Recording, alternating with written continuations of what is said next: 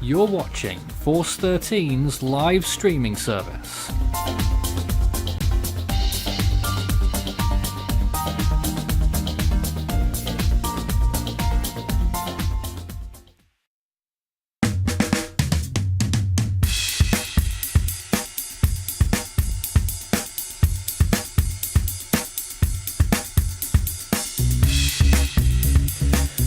This is Force 13 Live. We're tracking Hurricane Beryl on its final approach to landfall in Mexico.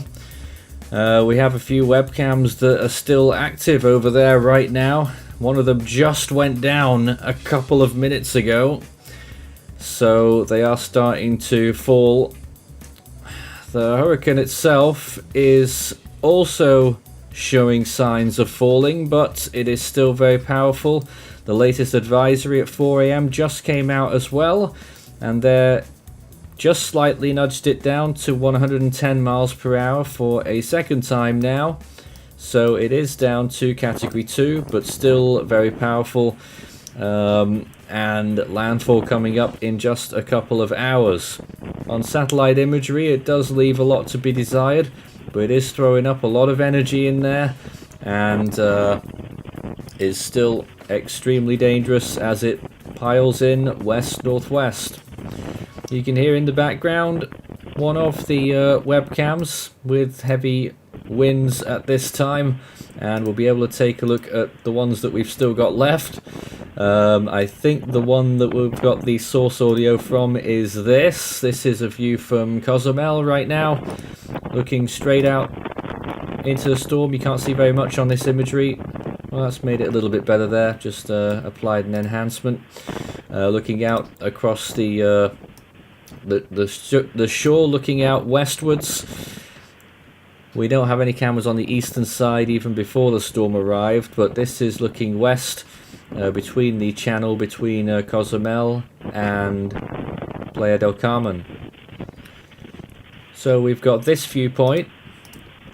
We did have another, in fact I think it's back, there's another camera that's active, and you can't see too much going on there right now, although daylight will get better later. Here's a camera from Tulum, if we can take a look at it right now. There it is, and waves pushing in, but the noise that you're hearing is from this camera in Cozumel, which isn't really showing us very much. Obviously quite low quality in testing circumstances as we continue to look at that. And dangerous hurricane force winds are moving ashore.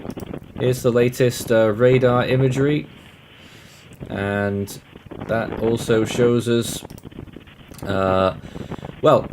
latest National Hurricane Center advisory telling us that Recon have been struggling to find an eyewall in their last pass. So that's some good news. Also, that the eye is, very difficult to trace on satellite imagery. Very poor appearance. However, on radar it is still quite impressive. Just read out that discussion quickly. I should also mention some breaking news with that advisory. The National Hurricane Center are now explicitly calling for a Texas landfall. They're forecasting a Category 1 Texas landfall with winds of 85 mile per hour winds. So that's comparable to Hurricane Hannah in 2020, although a bit further south in strength. And that will be early on Monday morning if that comes to pass. Let me read out that discussion. Well, first of all, let me introduce David. Welcome aboard. It's good to be here once again. Thank you. Beryl nearing landfall on the Yucatan Peninsula this morning after unexpectedly intensifying some last night. Against continued shear, Beryl has plateaued or filled a bit. The last few fixes from the Air Force Reserve Reconnaissance mission indicate the pressure of rose 9 millibars, while the peak 700 millibar wind in the final northeast leg out of the Beryl were down to 102 knots with lower SFMR values.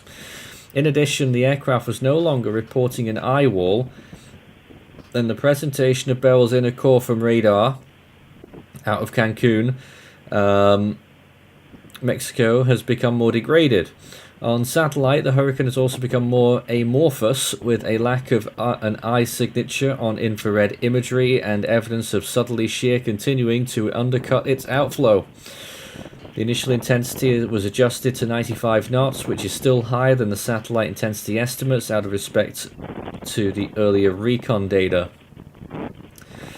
The hurricane appears to now be moving more west-northwestwards, estimated at 285 degrees at 13 knots. Beryl should maintain this west-northwest heading as it crosses the Yucatan today and emerges over the Gulf of Mexico by tonight. Thereafter, the subtropical ridge north of Beryl that has been steering it for many days now will become eroded in the western Gulf of Mexico from a long-wave trough located over the central United States. In addition, an upper-level low, seen retrograding westward in the Gulf of Mexico, could also impart more poleward steering in the western Gulf. How sharply Beryl turns poleward from 36 to 72 hours will likely depend on the storm's vertical depth, with a more vertically deep system more likely to feel the ridge weakness and upper-level flow. In fact, that scenario has been highlighted by the last few cycles of the European ensembles, which show stronger solutions on the north side of the track envelope. I pointed that out a few days ago, actually, on the ensembles. The overall guidance this cycle has also made a notable shift northwards and is a bit slower than earlier, and the track has been shifted in that direction quite close to the consensus aid TVCN.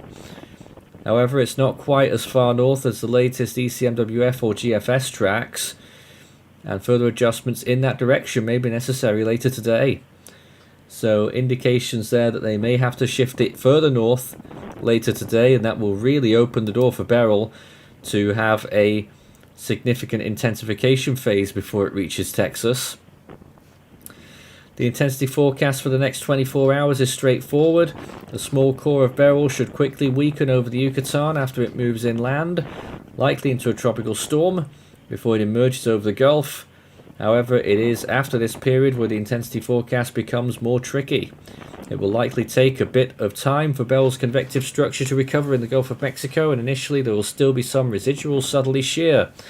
However, both the GFS and ECMWF-based ships guidance shows shear dropping under 10 knots after 48 hours, while the storm traverses 29 to 30 degrees sea surface temperatures. Such an environment should favour strengthening, and the raw model output from the GFS and ECMWF suggests significant deepening as Beryl approaches the coastline of northeastern Mexico and South Texas. Somewhat surprisingly, the hurricane regional models are more subdued and suggest less intensification this cycle, but these models have been oscillating between stronger and weaker solutions. Latest NHC intensity forecast will show a bit more intensification than the prior advisory, which is on the high end of the intensity guidance, but more in line with the expected favourable environment as Beryl approaches landfall. Users are reminded that the average National Hurricane Center's track error at day 3 is around 100 miles, and it remains too soon to pinpoint where the largest impacts will be. However, watches for portions of northeastern Mexico and South Texas will likely be required later today. That's the blurb from the National Hurricane Center at the 4 a.m. advisory, and quite a long one it was, as we watch this viewpoint from Cozumel. And the news is that it is down to 110 miles per hour. I was compiling the data for our graphics, obviously, before the advisory came out. I agree with them, although personally I thought they might have kept it at 115 because just to keep people alert, I suppose, but nope, they went with the 110 and 971, and we'll have our graphics updated in due course. It is a category change, so that will take a little bit longer than what they have done in the past.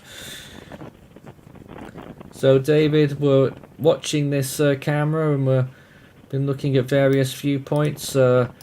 What's your take on Beryl? It's the system isn't going away. The detail in the discussion paper which you've read out has some very valid and major points. Beryl was able to fight off that wind shear. Oh yeah. And I think once it gets over the Yucatan Peninsula, I think it is really undergoing intensification. Whether it's going to be weapon intensification remains to be seen. But what I want to ask you, Nathan, with the geographical layout of the Yucatan Peninsula, I'm not sure how far off the coast in the Gulf of Mexico, or well, it's in the Bay of Campeche. I'm not sure whether it's a sandbank or a channel. Once it gets over that, well, channel or sandbank off the coast, it's full steam ahead. But the NHC says that the wind shear is going to drop down to, what is it, 10 knots. But people need to prepare, and it's not going to disappear. What are we saying? A possible Cat 3 landfall on Mexico? I know that's a few days. Or what, the second one? That's very bullish, David. I know this is Beryl and it's done so many stupid things so far, but even that is still a bit of a stretch. We shouldn't see it happening, but then it shouldn't have become a strong Category 4 earlier either in the Category 5. Look, at 5. Of course. So will it become another Harvey Kane? Well, I don't know. I sincerely hope not. Look at all those waves piling up against the coast here at Cozumel. There's definitely a surge moving in to those buildings, what little we can see of it right now on this camera. I'm quite amazed that we do have cameras still running on Cozumel, which is very close, if not inside the inner Eyewall, what's left of it. It is a weakening storm. It's just started, and hopefully we may be seeing a bit of a collapse just as it makes landfall, but nonetheless we're still seeing very dangerous conditions. Obvious to see here that if you're out along the coast in this area, you could very easily get swept away, rather akin to what we were seeing in the early stages of Hurricane Ian. Oh, there's an ad. So you can still hear it out there in the background as well. We'll throw it to the viewpoint of Playa del Carmen right now, and you can see what the viewpoint looks like there. Calmer, but still some strong winds. I think this is the main street. I've walked along it many years ago when Hurricane Earl was in the area back in 2016 and passed to the south. In fact, when we were live on that event, I was a correspondent over there, and they're getting really heavy rainfall. It can clearly be seen there, and probably tropical storm force winds in Playa del Carmen. We also had a viewpoint before from Tulum. Let's have a look at that again if we can. Is it still running? It is still running. There it is at 13 minutes past 4. And waves crashing in. Can't see too much here. It's just looking at a beach really, but some trees on the side of it as well. And very, pushing well in to the shore there. Very dangerous conditions. Yep. And back at that viewpoint in Cozumel. And again, it's not the best webcam in the world, but Considering the conditions that the camera is enduring right now, I think it's holding up pretty well. In fact, it's barely moving at all. It must be in a very secure place.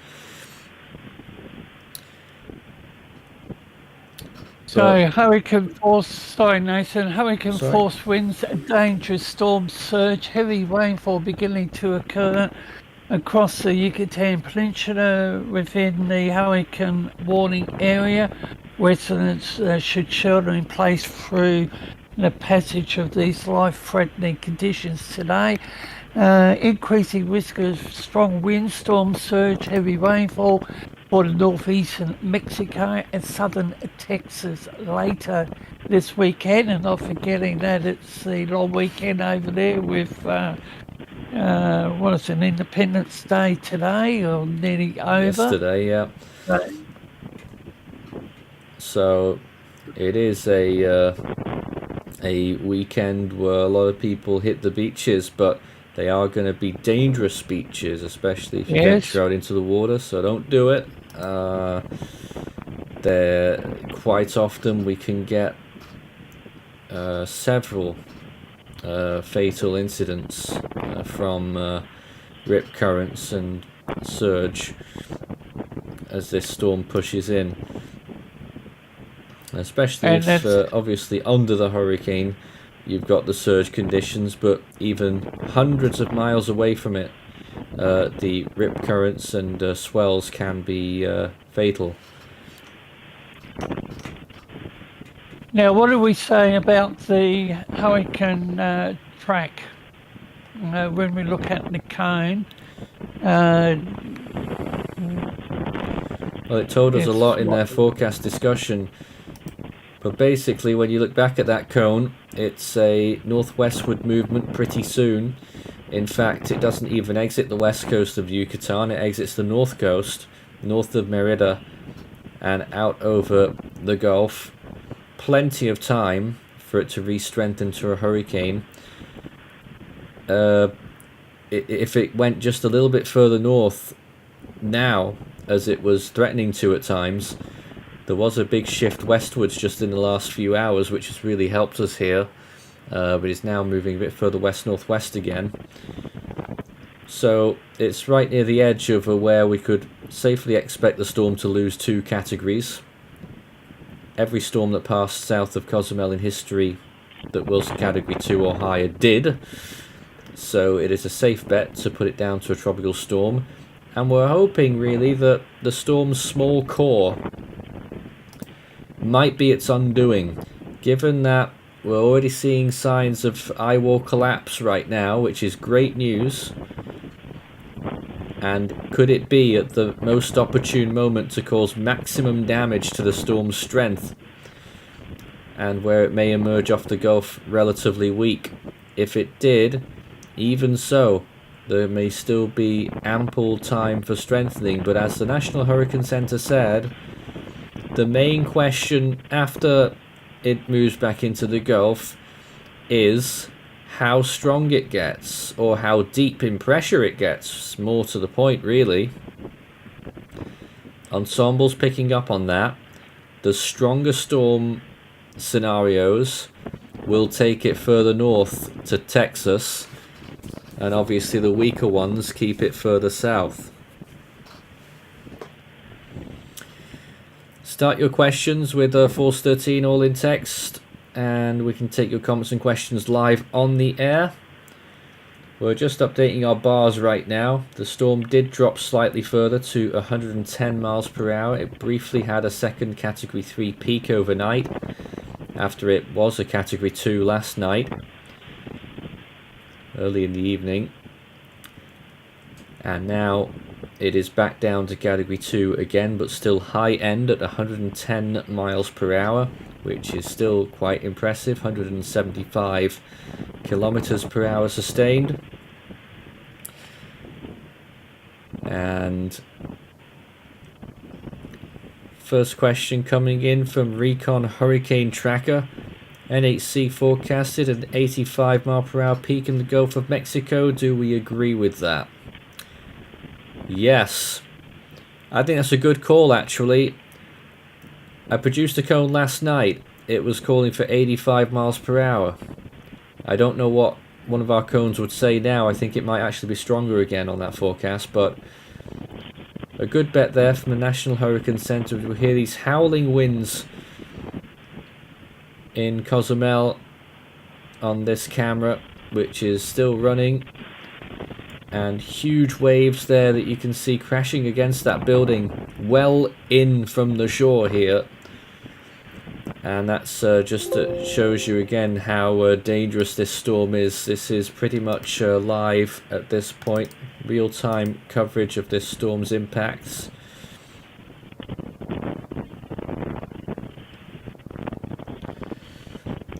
Although it isn't the best quality, but it's as much as we can expect.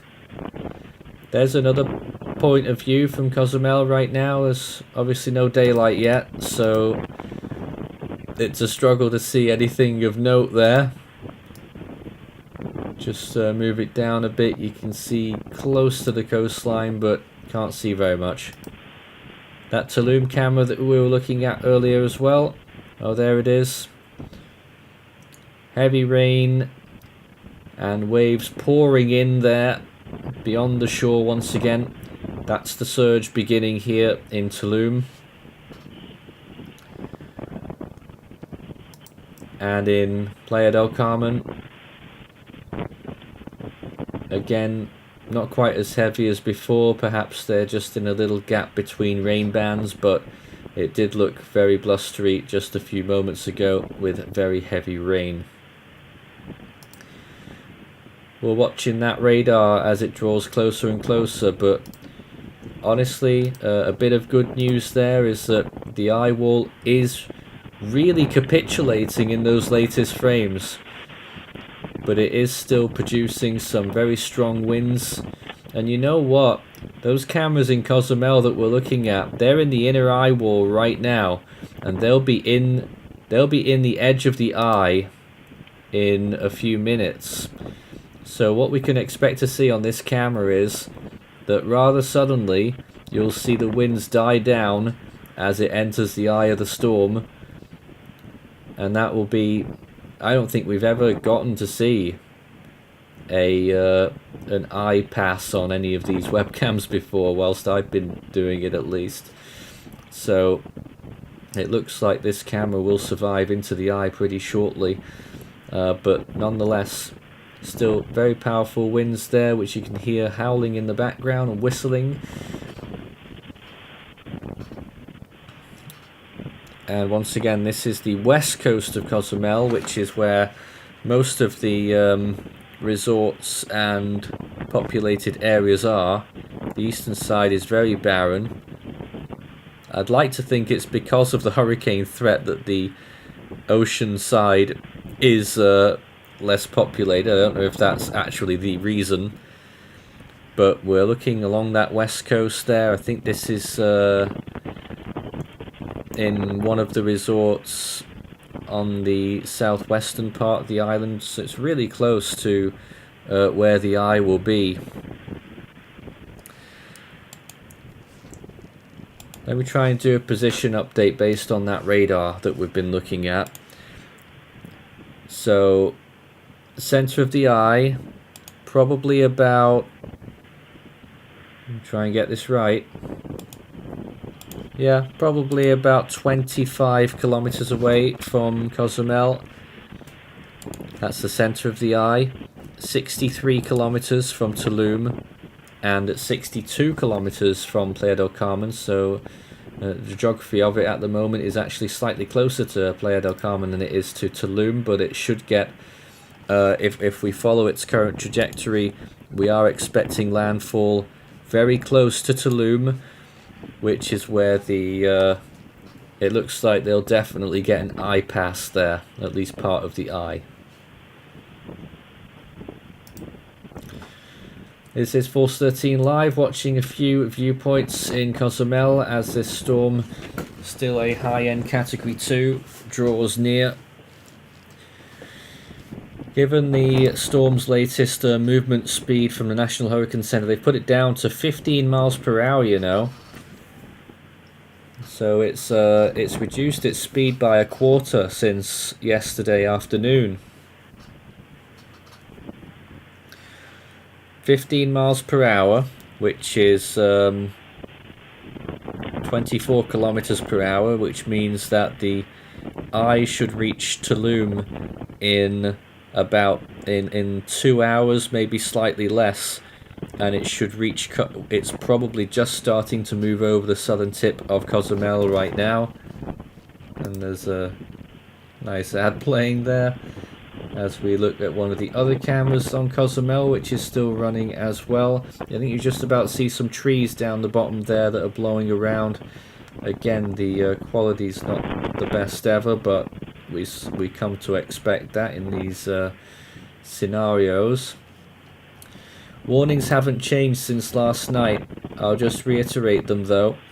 Hurricane warning for Puerto Costa Maya to Cancun, including Cozumel.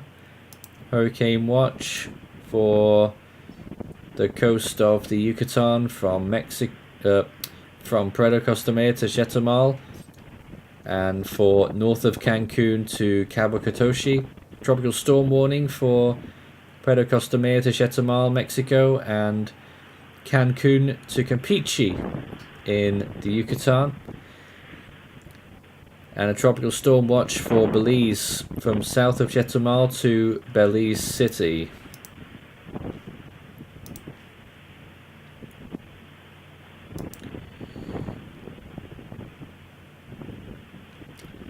Once again, webcam from this viewpoint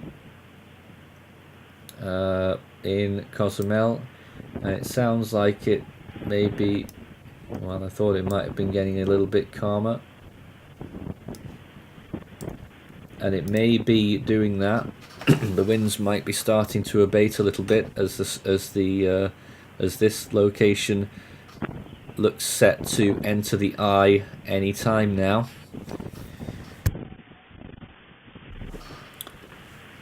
So it's something we're going to continue to watch here. 110 miles per hour, pressure 971. When is it expected that Beryl will pass completely over Cozumel? Well, the eye won't completely pass over, but perhaps you mean more, when will the worst of it pass? That will be about 2 hours, I reckon. Look back at that radar from Cancun, and it shows really that the northern, well, certainly that the northern Eyewall has weakened a lot in the last hour or two, which is great news here. Northern Eyewall has weakened a lot. Southern Eyewall, we're not really sure how much of it is actually there, but Recon did say that the Eyewall has effectively collapsed, and off to that northeast side, yeah, still might be getting some stronger winds on that northeast side. Some really gnarly bands in the outer bands of the storm though as well, so you will get some really strong gusts in there in Cancun in just a couple of hours, if not now. Playa del Carmen, we saw a few viewpoints earlier where it was looking pretty heavy. Still fairly so right now, blustery, but not as much as we saw at the start of this hour. But there it is, Playa del Carmen. And back to the camera where we're getting this source audio from. Well, I thought it was game over just before we started the stream when one of the cameras, I think it was this one, went down at 2 minutes before we started. But somehow they are still up and running.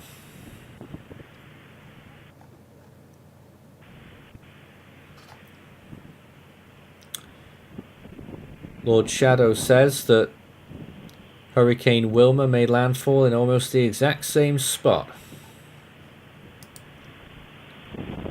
And you'd be right. Well, Wilma was actually a bit further north. This storm is actually more comparable to Charlie in 1951.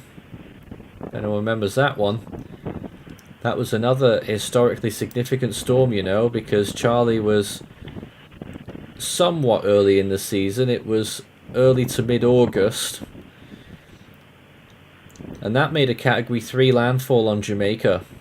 And then it made a Category 4 landfall here in the southern tip of Cozumel and into the Yucatan.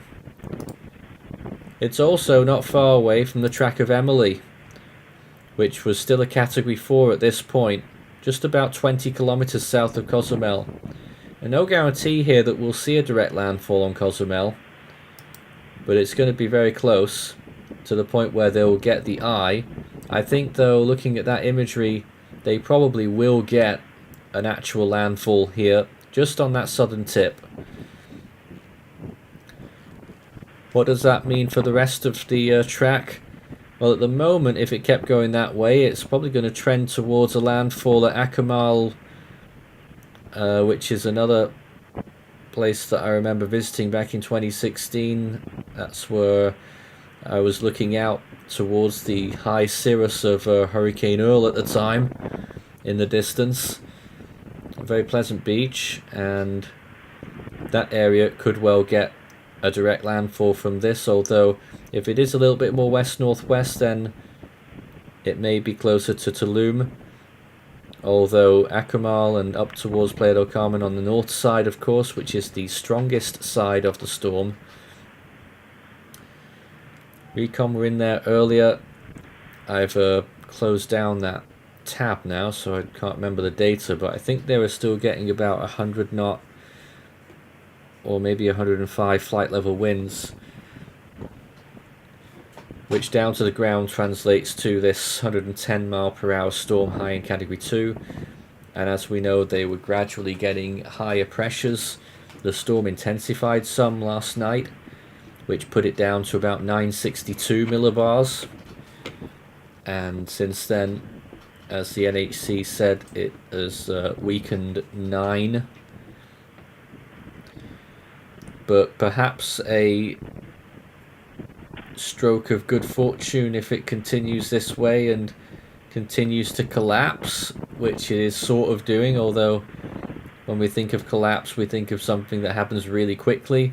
Whilst it is quick in hurricane terms, it's still too slow to avoid serious impacts on the Yucatan. But it could mean that we get some enhanced weakening as it moves over the peninsula. Obviously, when the centre moves overland, we almost always see substantial weakening. No exceptions, in fact, for the grand chunk of the Yucatan. Satellite imagery obviously leaves much to be desired. It's pretty poor satellite imagery, it has to be said. Some of that induced by wind shear.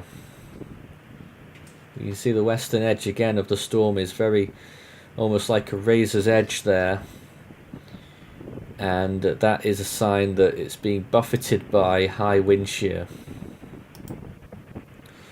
It sounded a bit quieter at that Cozumel camera, so they are probably entering the eye here. But still, we've got waves throwing themselves at the coastline there. You can see that building, which is supposed to be on dry land, is pretty much half underwater right now with these waves inundating that area. And another one crashing over. I know it's a poor quality view, but this is directly inside the storm right now. George from Eindhoven, back there in the Netherlands, relieved to see the Eyewall collapsing. Mexico will not be hit hard, really devastating effects on Jamaica though. Well, it's still going to get hit pretty hard here in Mexico. Category 2 plus. It's akin to Hurricane Delta in 2020.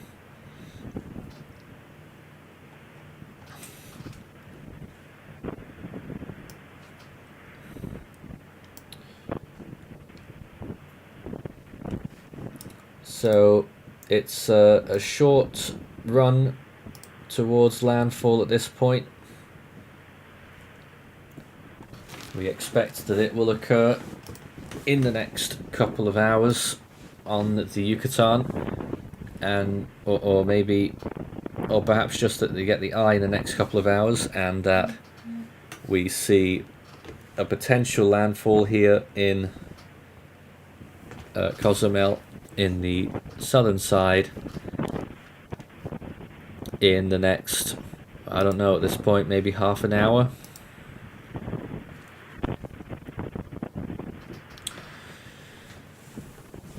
So this is a live view in Cozumel entering the eye. My name is Nathan Foy here in the studio. I've not properly introduced myself yet, but we've been covering this storm for many days, of course, whilst it's been doing its Category 5 peak. You don't want to see me very much though on this stream, I don't think. We're looking at all the various viewpoints as we watch this storm's progression. Once again, here's the view in Tulum, which should get away with being on the weaker side of the storm, but they'll still get a substantial storm surge here. And I think we have some new radar frames as well.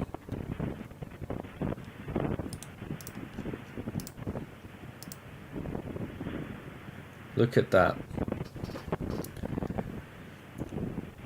Oh, really big weakness there on that eastern side. So we're very hopeful, and I can't give you any concrete lines of support yet, but very hopeful looking at this satellite imagery that we are seeing a full-on collapse of this storm underway. The northern Eyewall disintegrating before our eyes, really, on that radar imagery. West side probably going to be the most powerful when it makes landfall, so the leading edge of the storm, the front side as it appears to people down there, will probably be the strongest now. The back side of it looks honestly pretty poor. And again, we're hearing, when we listen in the background to that camera at Cozumel, which we keep showing every so often, we're hearing less of those winds. There's still some of it, but much less than before, and they are entering the eye. However, there is going to be some big squally conditions there and strong winds up in Cancun. Lots of red there on that satellite, on that radar, as it pushes in towards the coast, and definitely a northwest jog here, I think. Yeah, it's a northwest jog as it moves towards landfall. We need it to stay over land as much as possible, as odd as that sounds. That will weaken the storm as much as possible for its final push in the Gulf, and then wherever it decides to go. Once again, a weaker storm is more likely to mean a further south track.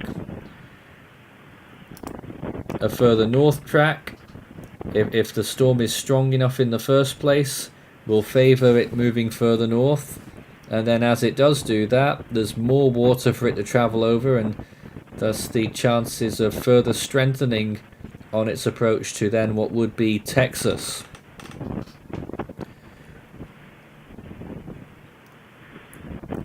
But the latest National Hurricane Center advisory from 4 AM, a full advisory, for the first time calling for a landfall in Texas now. You can imagine what that cone showed a few days ago. Those who have been watching along will know. It's deviated eastwards a lot since then. Earlier, we were expecting it to stay just south of the Texas border and move inland, and now it is fair and square over Texas as it weakens from hurricane status on Monday after making a Category 1 landfall, and then staying around, weakening, becoming a depression. And I know people will be will be a little bit apprehensive looking at that cone of the uncertainty towards the end of that loop, the end of that forecast period. and to how slow the storm might start moving near the end. I would say that's more out of uncertainty at the minute and not an actual forecast, but some people might already be thinking about Harvey vibes. Satellite appearance continues to degrade. Just checking the latest ADT estimates. 65 knots. Wow. So satellite appearance only supports low-end category 1. But the storm is obviously much higher than that, coming in at 110 miles per hour. We're going to see a much more gradual weakening trend than that. I'd also like to report that Tropical Storm Aletta, which formed last night, the first named storm of the Eastern Pacific hurricane season, and it narrowly avoided becoming the latest start in the satellite era by 2 days. Aletta down to a tropical depression this morning. It was never going to last very long, and it hasn't.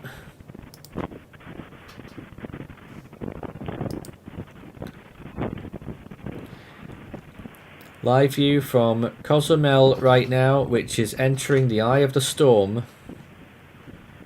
It looked much worse than this earlier,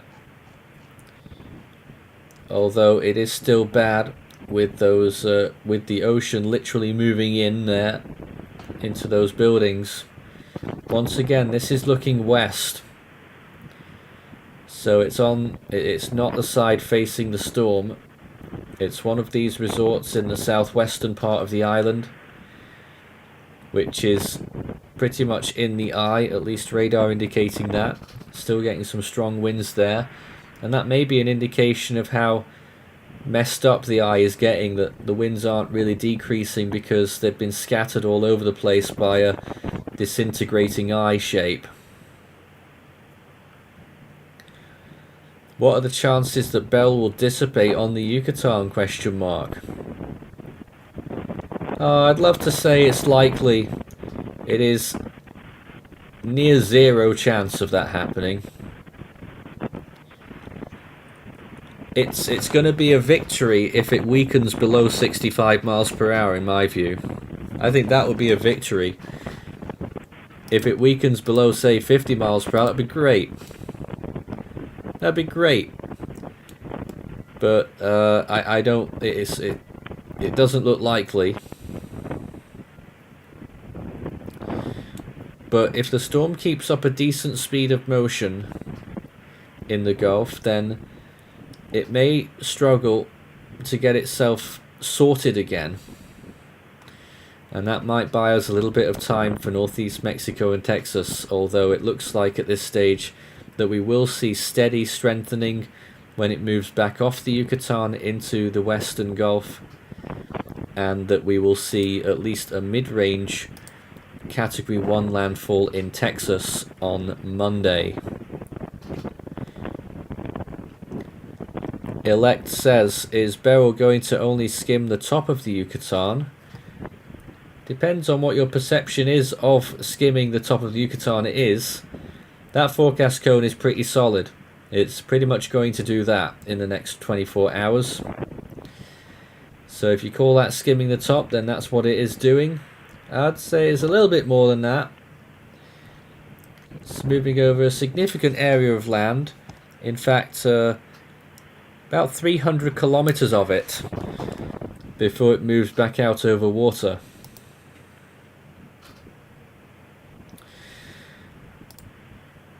We are getting towards 5 AM. Give it another hour maybe. We'll start to get some light on these cameras.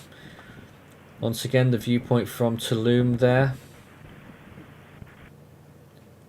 And Playa del Carmen.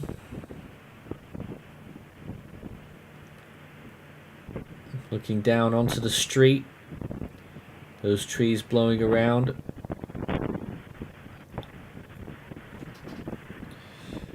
With some substantial winds still here, although not as much as we were seeing about 30 minutes ago, but very wet appearance, huge amounts of rain falling there, I imagine. And again, looking at that radar, can we get a new frame? No.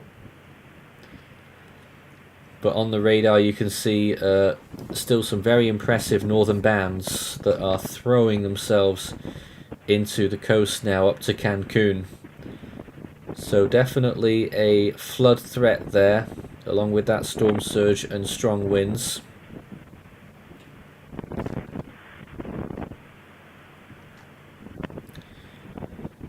The Blocks Fruit guy says, will Houston get tropical storm force winds?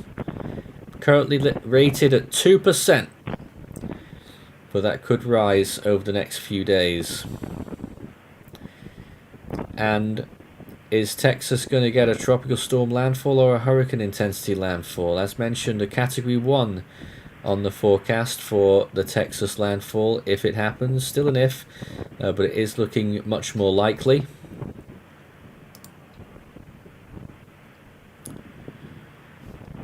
Is it possible for Beryl to rapidly weaken a tropical storm intensity after it's passing the Yucatan?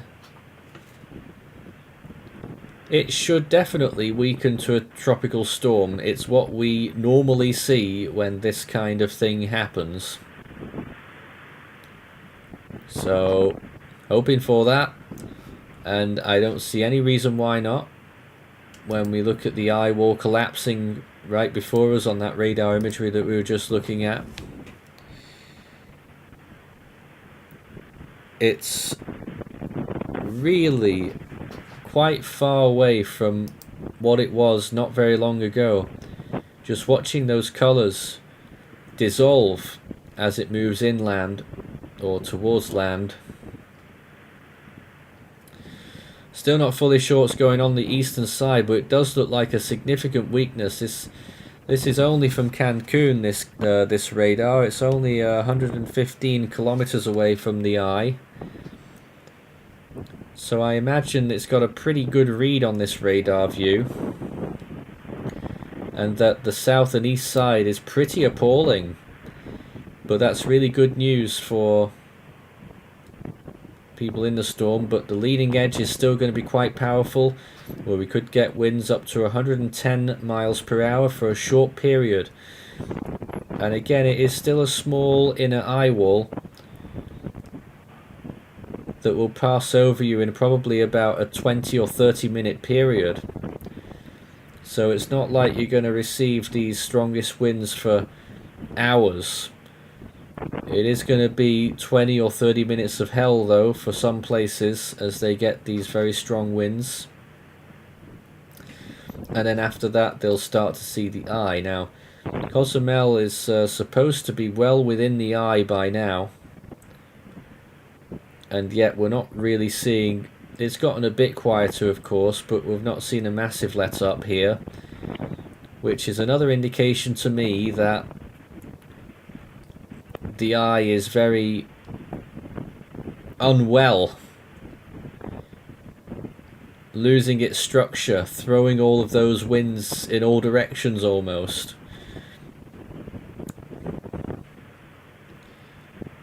When you have a very, very calm eye, that's a sign of a very strong eye.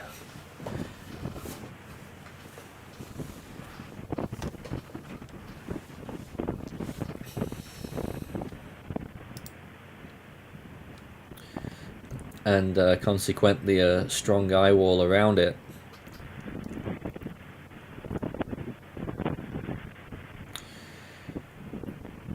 Where will Beryl make landfall in Texas? Well, at the moment it looks like it will be right on the southern edge.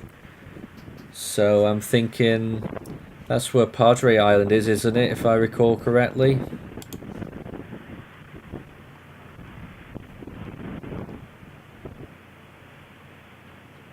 So yeah, we're talking about, I think, Padre Island landfall is what's being forecasted at the moment. Oh, that's a wonderful ad.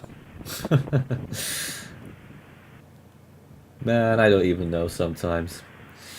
Anyways, We keep watching these various viewpoints as we take a look at the locations that are being impacted by this storm. Again, a wider shot there at Playa del Carmen. The trees are swaying there at times and getting very heavy rainfall as this storm continues to progress closer and closer towards the coast. It's going to happen very soon. Right now it is making a potential landfall on Cozumel. Do we have any new radar frames? Really want to see them. Yeah. So there, it doesn't look like a landfall to me in the purest sense. That would be like the center of the eye. Based on that radar, I would estimate that the center of the eye is about, and it's close, probably about 6 or 7 kilometers off the southern tip. So extremely close. Almost the southern half of the island now under the Eyewall, under the eye. The northern half of Cozumel looks like it will stay in the Eyewall and will not get the eye. Another burst of wind there at this camera, which is in the southwest. Should be inside the eye at this point. Let me just check the timestamp on that latest radar frame. Of course, there is a chance that it's behind a little bit and that... But no, even so, we shouldn't be seeing the other eye wall coming in yet. But it sounds like the winds have been getting up here. And again, I know it's very poor quality, this camera, but... It's one of the... only viewpoints really in Cozumel where you can see anything. A building structure on the right hand side which is being surrounded by very high waves from this storm surge that's moving in. And again, this area expecting a storm surge of up to 6 feet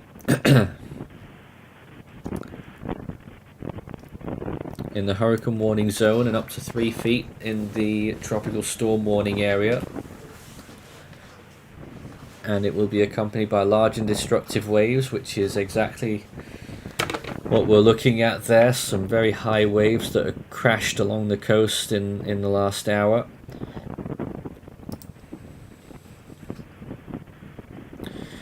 We'll start to see a little bit more than just a few lights on this camera later. It's poor quality again, I know, because it's Google app, anyone? Because it's still dark, but it will be getting lighter soon. Look at Tulum now, really getting hit by something, and it's killed the camera off.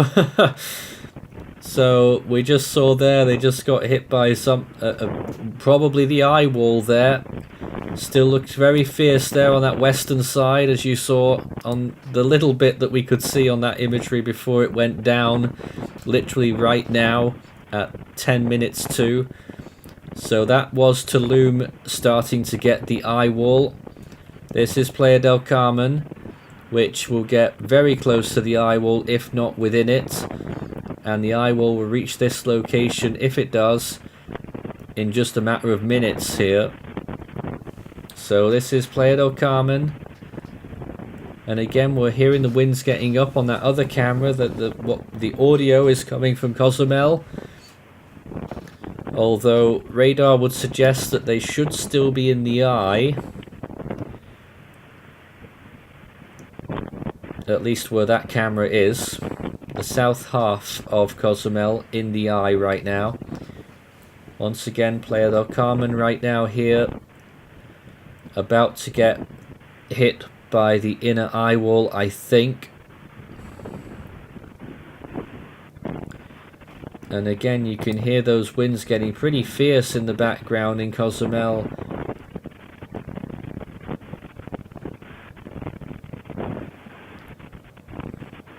So again, getting some strong winds although it really looks like they should still be in the eye on radar, but perhaps another indication of just how decoupled that eye might be, in which we're getting those strong winds again.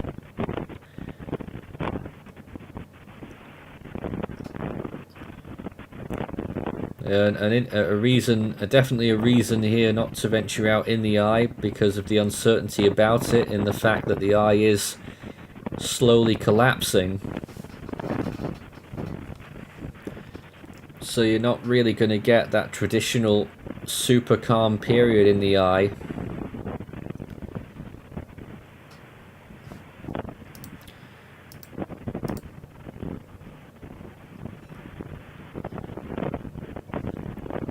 I think we've got the Tulum camera back. It's really struggling, as you can see. We're just getting little bits here and there. But they are inside the Eyewall now. Playa del Carmen right on the edge. Feel free to send in your comments and questions live on the stream. H41 bank security camera quality. That's about right though, but it is in the middle of a hurricane. How strong will a letter in the East Pacific be? Well, you've already missed it. It's already peaked. It's back down to a tropical depression. Jack says in Tulum, the town, not the beach. Not too crazy, a little rain, not much wind.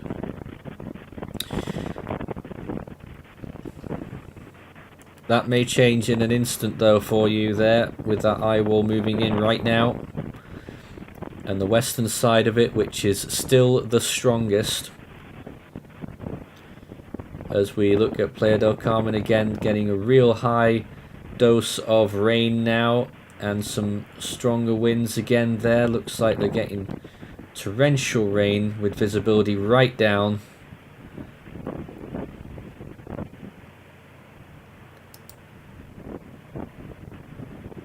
And again, looking at Cozumel on this admittedly rather poor camera.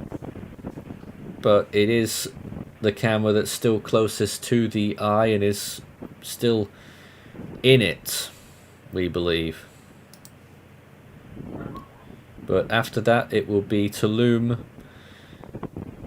which is already exhibiting the western eye wall and will probably enter the eye. But looking at maps and the trajectory of this storm at the moment, it really looks like Akumal might get the absolute center of the storm in the next hour.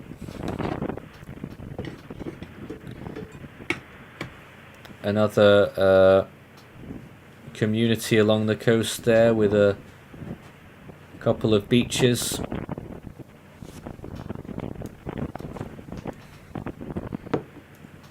This is Force 13's live coverage of Hurricane Beryl as it moves into land here on what will be its only second landfall, but third location to be impacted by the inner eye wall with the maximum winds. First time around it was Kirikou Island, in which they reported that 95% of buildings were damaged there, and in one of the neighbouring islands, I can't remember where it was now, but 90% of buildings damaged in a lot of those other islands nearby. That's on Kirikou in Grenada, and then of course it steamrolled through the south coast of Jamaica as a Category 4, and now on to its third land event as a high-end Category 2, borderline Category 3.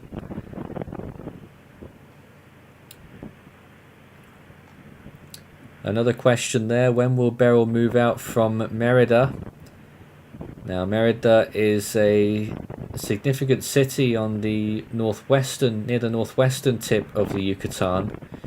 They will get storm force winds as well there, Hopefully by that point it will have weakened to a tropical storm, and so you'll be getting winds maybe still gusting to hurricane force in Merida, but still high-end tropical storm winds.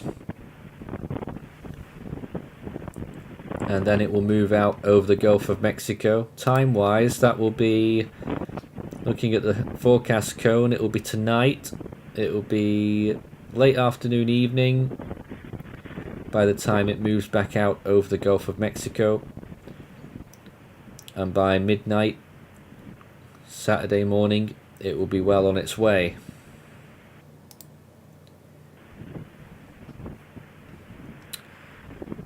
So once again, this is Cozumel looking at one of these cameras on the southwestern coast, one of the tourist spots. And actually, as we look at it here, it seems to have gotten calmer again. And now wind's getting up again. And it's going to be a bit like this because the eye is all over the place now. It's collapsing slowly. Once again, let's look at the latest radar imagery. You can even see it here there. Western side is running up against a wall as it moves inland here.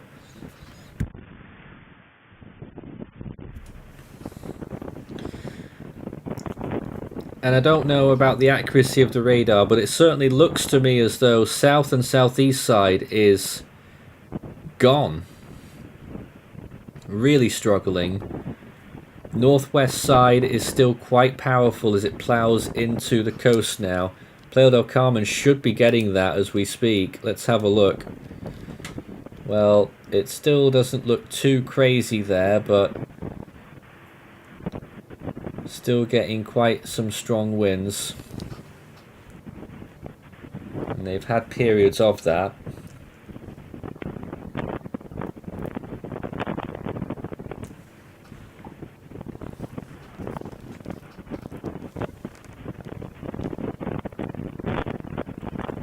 Again, those trees being blown around in the distance and closer to the camera as well, with heavy rain there, really throwing it down with rain.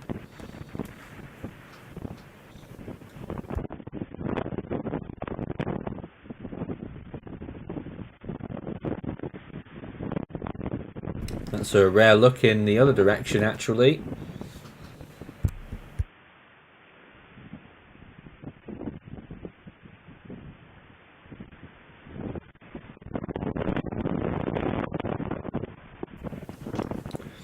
But once again, all the audio that you're hearing is coming from the Cozumel camera. Also, by the way, you're pleased to see that no one's out in Playa del Carmen. I mean, I know, why would people really do that at 4 in the morning, but everyone is clearly hunkered down.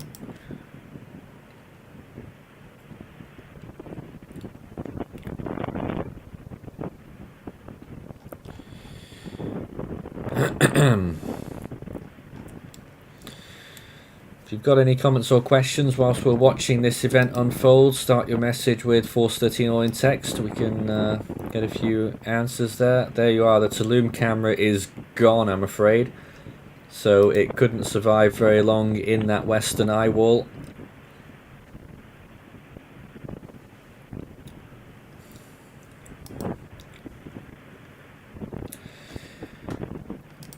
And I expect that the Tulum area and the Ecamal area will be entering the eye very shortly, if they haven't already. And I expect that Cozumel will be in what's left of the eastern eye wall in about 10 minutes. That they'll start to exit the eye again.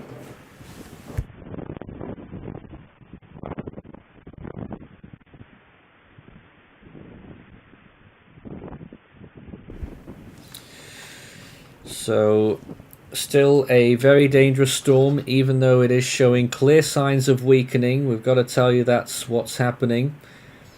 But people need to stay on their guard as we continue to watch this on various viewpoints.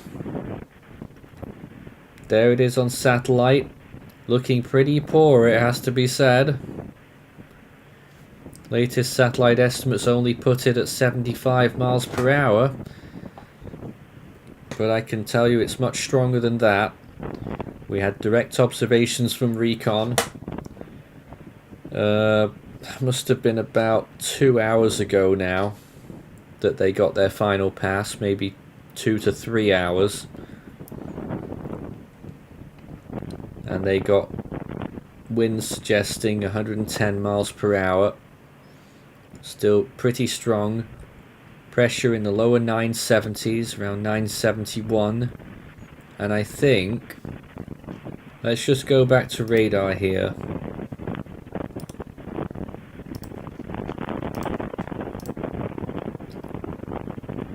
Oh, so close. I think that may have been a landfall there on that southern tip of Cozumel. It's very hard to tell there, but I think that may have been a landfall, very briefly. When I talk about landfall, I mean the very center of the eye. Of course, they did get part of the eye. Really hard to tell on that radar, but it looks like they may have had a brief landfall on the southern tip. The way that radar is going, it looks like it is heading maybe even further north. We could hear something in the background there. What's going on? The clattering of something in the on this camera.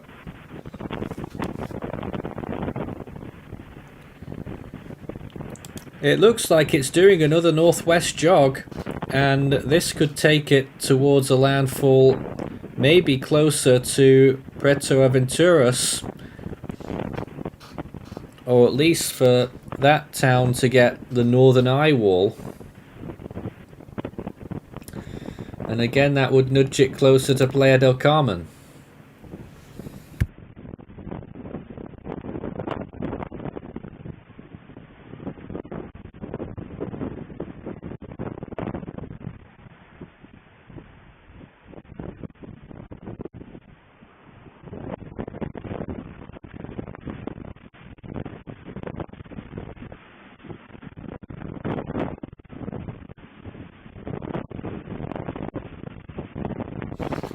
This is Force 13 Live. We're watching live pictures of Hurricane Beryl reaching the coast of the Yucatan Peninsula these early hours of this morning. It is a high-end Category 2 with winds of 110 miles per hour. That's 175 kilometers per hour sustained. Pressure estimate of 971. It's just past 5 a.m. So we should get first light in about an hour or less. And that means we might start to see something better on this camera maybe. I'm just to try and enhance that.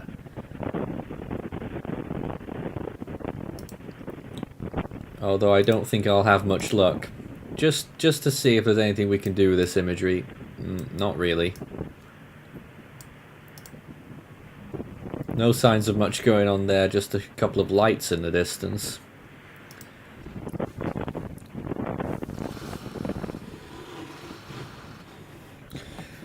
But Playa del Carmen looks like they will be in the northern Eyewall very soon, if not already. So we really expect to see some pretty serious deterioration in conditions here at any time.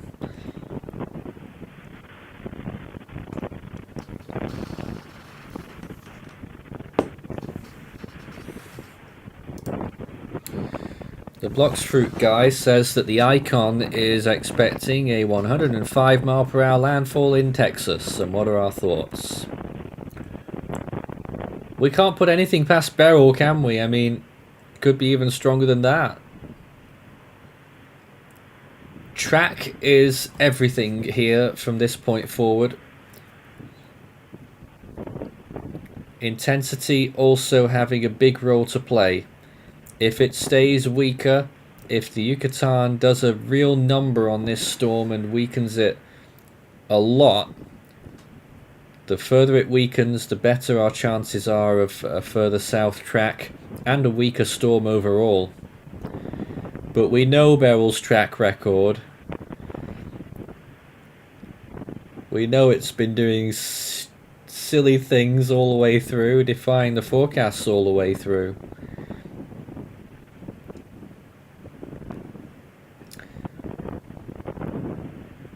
And usually when we see a trend going in a direction, that doesn't usually reverse course. What I mean to say is the track has been consistently moving further north and east, and I only see that continuing.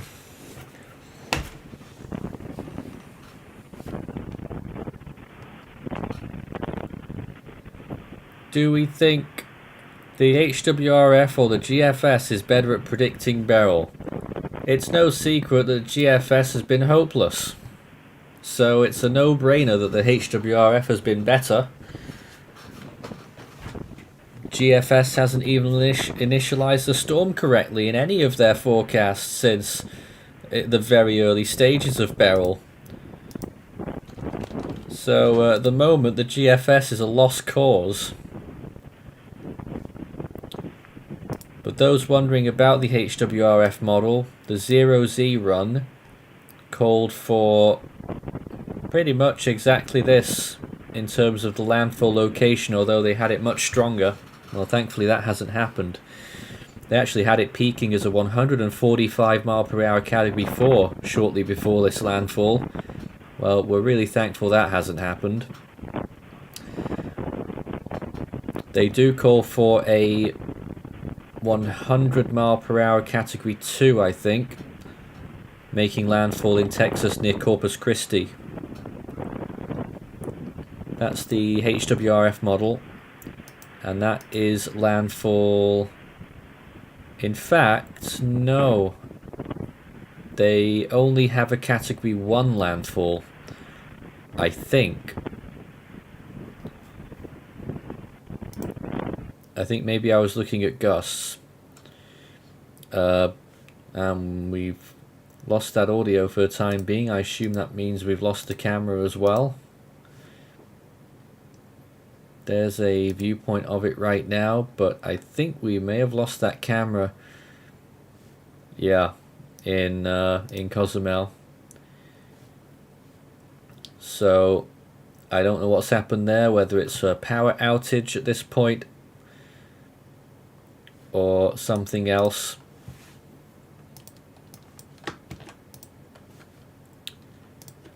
Here's the other camera in Cozumel at this time, which is still rolling, although you can't see very much on it. Let me see if we can get the audio from that camera. Oh yeah.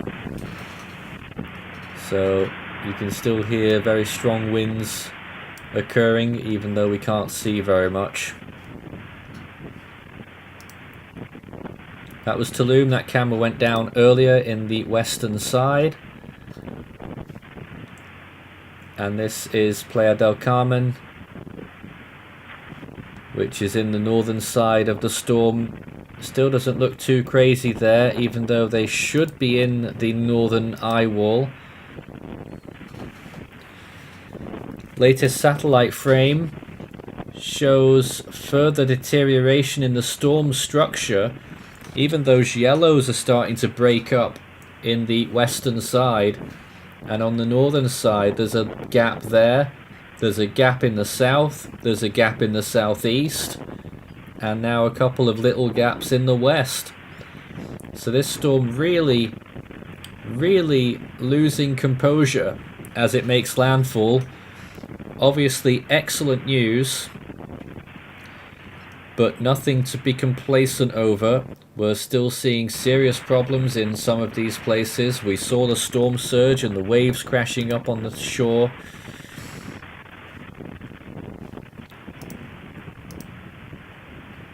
I think actually that camera, the other one, is actually back. And again, there's not much to actually the camera quality just seems to be getting worse and worse. We can barely even see the waves crash in now. They are there, you can just about see it. It's like looking at 1960s satellite imagery. So it's a poor camera, but that is the closest closest camera to the eye. Or is it? It may actually be Playa del Carmen that's closer now. I'm just trying to do the math on that. No, it's still that Cozumel camera that's right on the eastern Eyewall. Looking at the current position of the storm, I estimate its position to be 10 kilometers west of southwestern Cozumel, 20 kilometers from Acamal, 18 from Puerto Aventuras, and 29 from Playa del Carmen. 29 kilometers the center of the eye is from Playa del Carmen.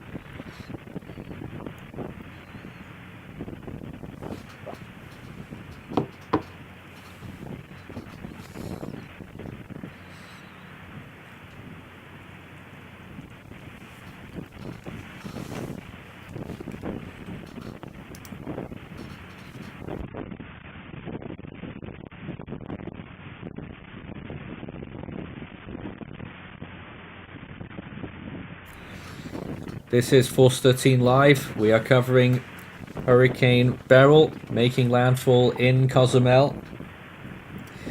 Every so often you see a little brightness and then a bit of colour.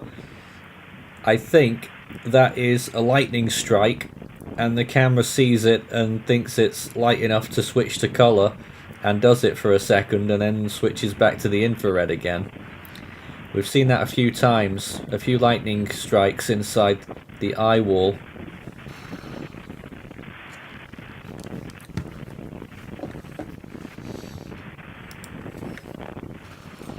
Our source audio is now coming from this camera, which is also on Cozumel. I think it's just ever so slightly north of the previous one along that west coast. And in fact, this camera actually might now be, well, it was, it now is the closest camera to the center of the storm. This is Playa del Carmen. Looks like it's getting pretty heavy there again with wind. Tropical storm force winds, no doubt. Hurricane force winds should be occurring here as well, and we should be seeing again the northern core over this area right now in Playa del Carmen at just 29 kilometers away from the center of the eye. The Eyewall being probably about 16 or 18 kilometers from the center of the eye. So maybe they're not quite in the northern Eyewall, but they're very close to it, and that is what will be bringing in those very high winds of up to 110 miles per hour.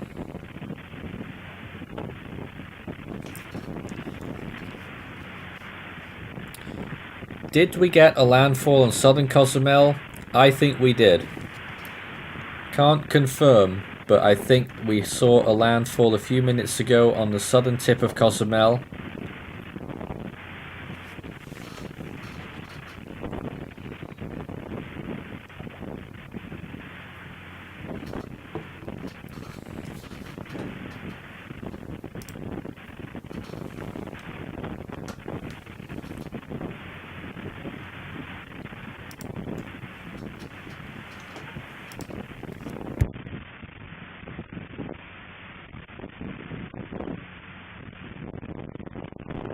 Again, we're looking at various viewpoints here. More waves crashing in Cozumel. And again, there's that building on the right hand side, which is definitely not right on the edge of the sea. Well, that's changed for a few hours here as a 6-foot storm surge rushes in. And I imagine that building is flanked with seawater at this point. Again, hard to see very much on this imagery properly because it's so poor. Let's have a quick look at satellite imagery just now. There's a live view of how it's been doing in the last few hours, looking even more lopsided with very high wind shear apparent on that southwest side. Playa del Carmen. Strong winds and heavy rain continuing there.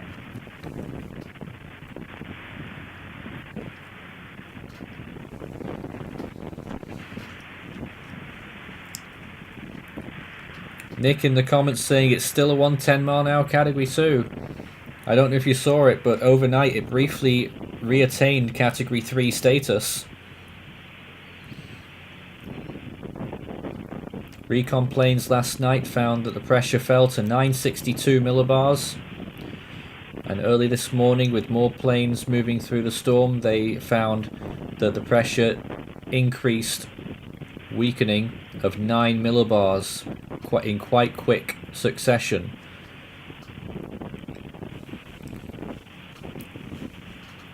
So, and as we look at that radar imagery again, it's clear that this storm is capitulating quite a bit as it makes landfall. It is still, though, producing some very strong winds. And northern side of it, some oranges and reds in the area around Cancun. They're probably getting a hammering with rain right now.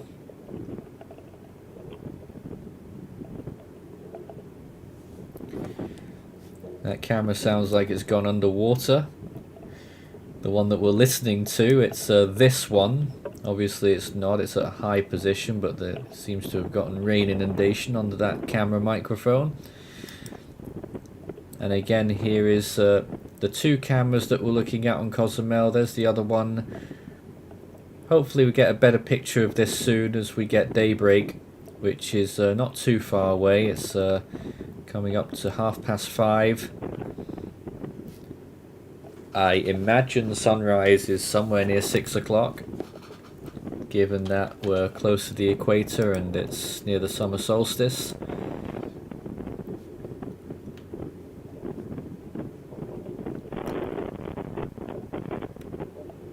Just because I'm curious, I'm gonna find out that.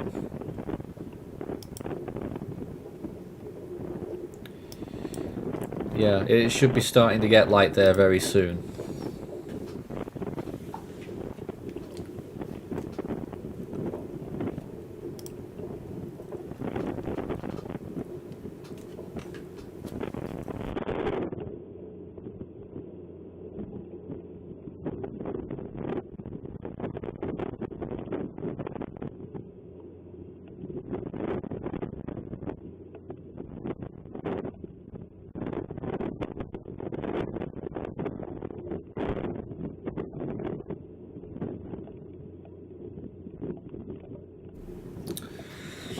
So this is Force 13 Live, looking at the camera at Playa del Carmen right now, in the thick of it, with the northern edge of the Eyewall just a few kilometers away. Going to be a real close call here to see if they get some destructive winds or not, but it is possible. Jack is in the comments from Tulum town. Winds hitting there, no electricity, pitch dark, not much rain. Really appreciate your observation there, Jack. Stay safe. It is right on top of you there. Western, possibly southwestern Eyewall.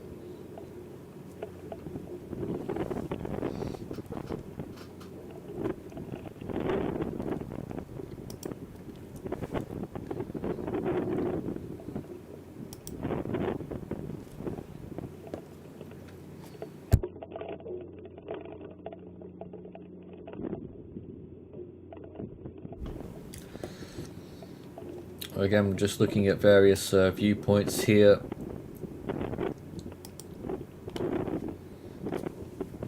Radar imagery telling us the most right now. Northern side looking still very impressive, with very large amounts of high reflectivity there, especially through Cancun at this point. Potential for flash flooding there. Very high rain rates. Don't know if anyone watching is in Cancun right now and could let us know what the conditions are, if it's safe to do so. but the storm is definitely losing strength as it makes landfall, which is a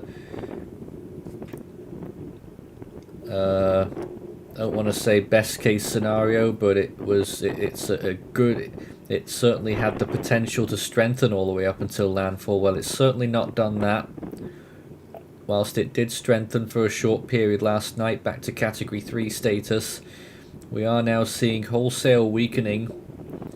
The northern side of a capitulating Eyewall there, the eye looking even more messier in those latest frames. As we continue watching this, looking at this, I reckon we'll have landfall by the end of the hour.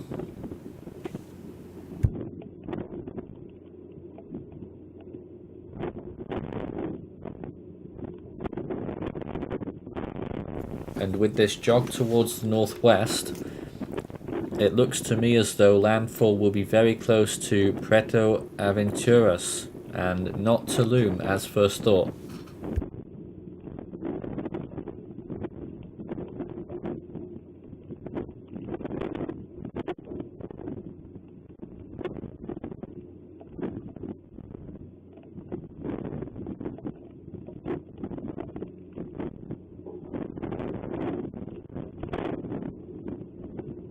I think we'll stay mainly with the Playa del Carmen camera because we can actually see more of what's going on there. Looks like they are getting hit with a lot of rain now. And again, the trees being blown about. Camera quality is not the best even on this one now. Probably a lot of rain on the lens. We're looking down at the floor there. And slowly circling round towards the right hand side with some strong winds here, probably some hurricane force winds, and with the edge of the Eyewall moving closer, possibly tracking over Playa del Carmen. That could deliver those really strong winds of up to 110 miles per hour. Very wet floor there all along the main street of Playa del Carmen. I assume it's the main street. I've walked all along that street during a rather wet evening in 2016 when Hurricane Earl was making its closest approach. Of course, this one enormously closer than that. Earl hardly did anything in this area apart from a massive squall line that caused brief hurricane-looking conditions for a time. I uploaded that on the channel back then, but certainly a lot stronger than that. But this is more comparable to Hurricane Delta of 2020 as for a recent analogue. And in terms of the landfall location, it is very close to where Hurricane Charlie made landfall way back in 1951. That's Charlie with an IE, not the Charlie EY, which was retired in 2004. And Hurricane Emily passed just south of Cozumel when it made its run-in to the Yucatan as a Category 4, one that we've been comparing Beryl to for quite a while, mainly because it's the only other Category 5 storm in July.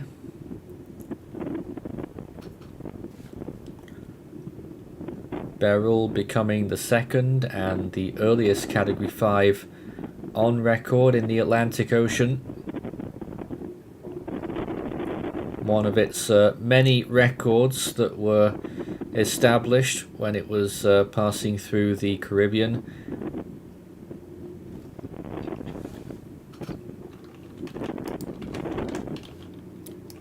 And again, to give you a bit of news on impacts on the island of Kirikou, which was hit on, was it the 1st of July? I can't even remember now. 95% of buildings damaged on that island, and probably about half destroyed.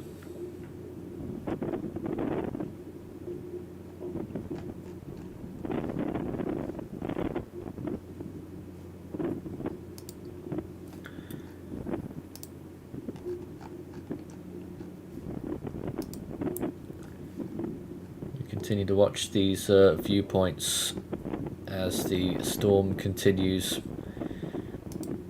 to thrash the coast of Mexico. Getting even wetter there on that Cozumel camera by the looks of things. And back in Playa del Carmen once again, just those 3 cameras that we had Tulum earlier. That camera went down at 10 to 5 as the inner Eyewall started to move in.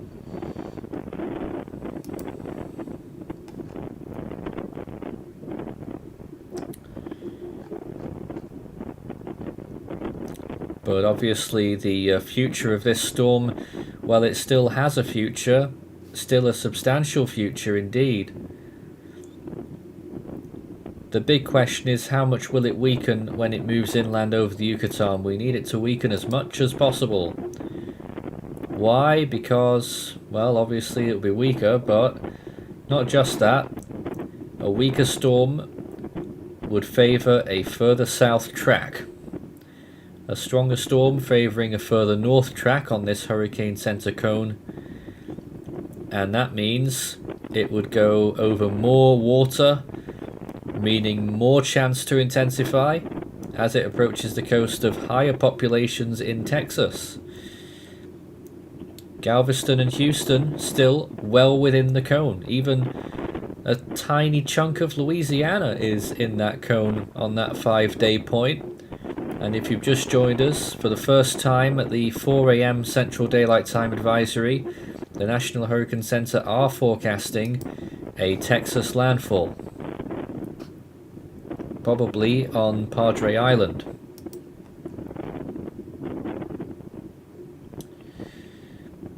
Let's see if we have any new radar frames. Gosh, really looking from a scientific perspective, storm intensity perspective, it's looking awful now.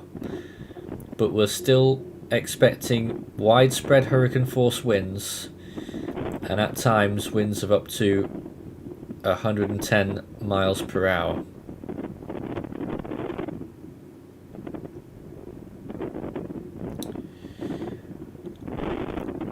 We actually have a new stat on that damage in some of the islands.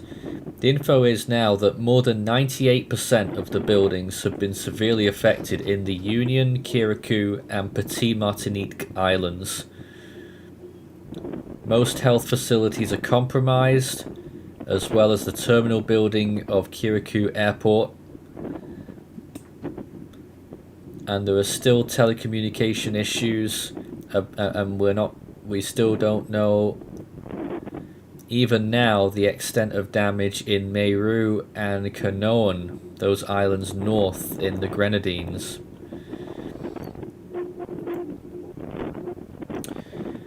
Uh, 400,000 people were affected by power outages when the storm passed very close to Jamaica.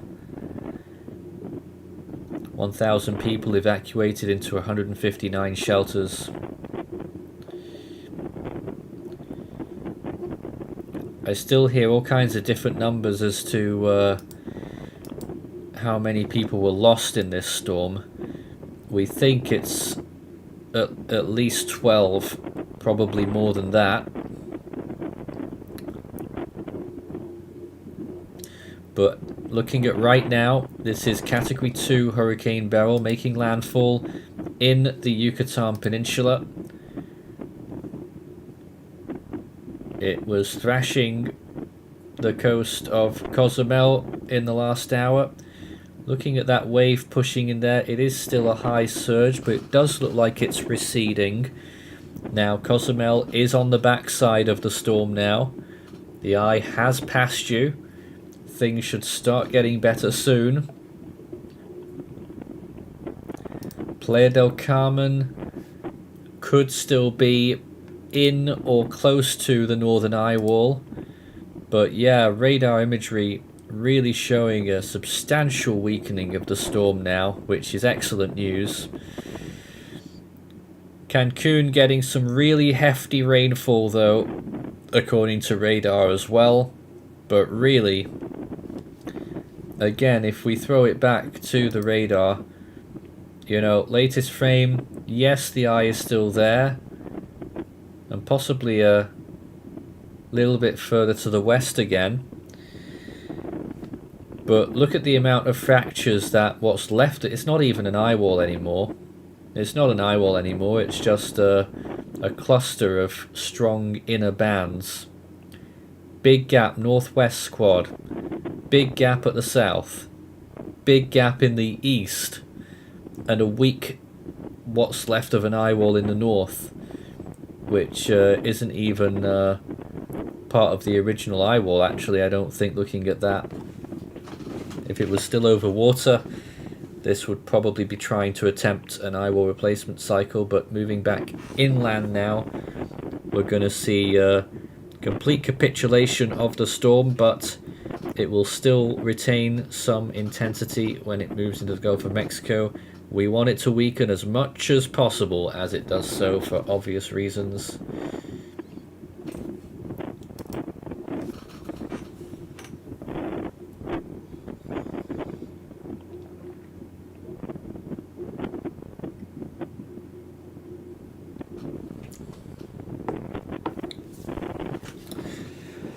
Our live coverage continues, the storm drawing ever nearer to the coast of the Yucatan, and it is nearly there. Landfall will probably occur in the next half hour. Start your message with Force 13 all in text. R Delta Trading. Really appreciate your support this morning. They really like this channel. My forte at school was biochemistry, not meteorology, but I learned a lot about it here. Really appreciate that. We like to think that the angle of our coverage is generally on point, so hopefully we've been of a help, and I always value the community effort in these events.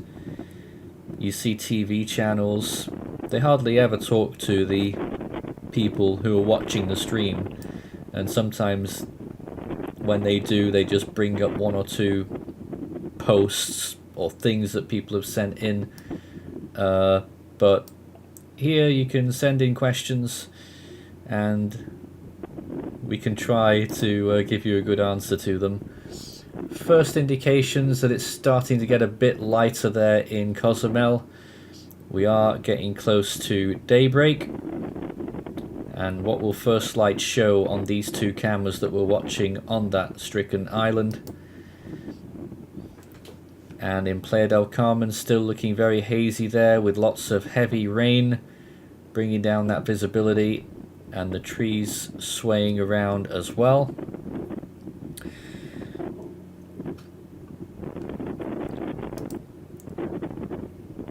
I'm still not fully sure whether we had a direct landfall on the southern tip of Cozumel, but it was extraordinarily close. I think it did. About, was it 20 minutes ago? Maybe a bit longer than that. Probably around 5 o'clock, actually, is when we believe it made landfall, if it did. I think we have a new radar frame. Oh yeah, look at that.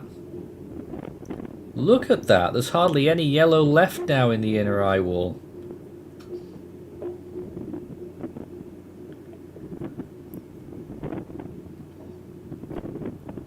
You know, it's still obviously going to be very poor conditions on land, but this is fantastic news here that we're seeing probably rapid weakening right now, and maybe even a bit of a decoupling of the northern side of the storm as well.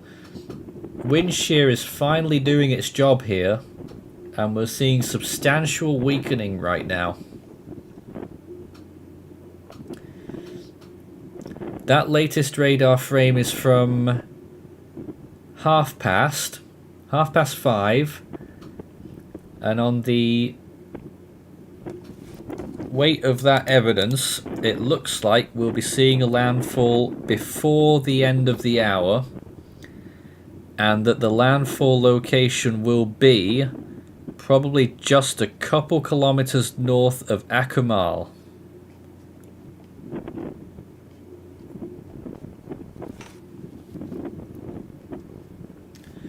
But this storm is literally making landfall at this point. I expect that the National Hurricane Center, when they're happy, will issue an update statement declaring that landfall. But we expect here now that we will have landfall before the end of the hour. That's 20 minutes. So it's looking like this chapter of the storm is coming to an end. And we can only hope that that wind shear stays up as it enters the Gulf, although conditions are supposed to get better again. Let me just quickly check on my other monitor what modelling was suggesting for wind shear. They were saying only a maximum of 20 knots right now. It must be higher than that for it to be having such an adverse effect on this before landfall, and now it's got to deal with all that land that it's moving over. That will further weaken Beryl, and we could be hopeful here that the storm might be a bit weaker when it moves out off the Yucatan than we might have been expecting, but I don't want to jump to conclusions there. I'm just saying what I see here.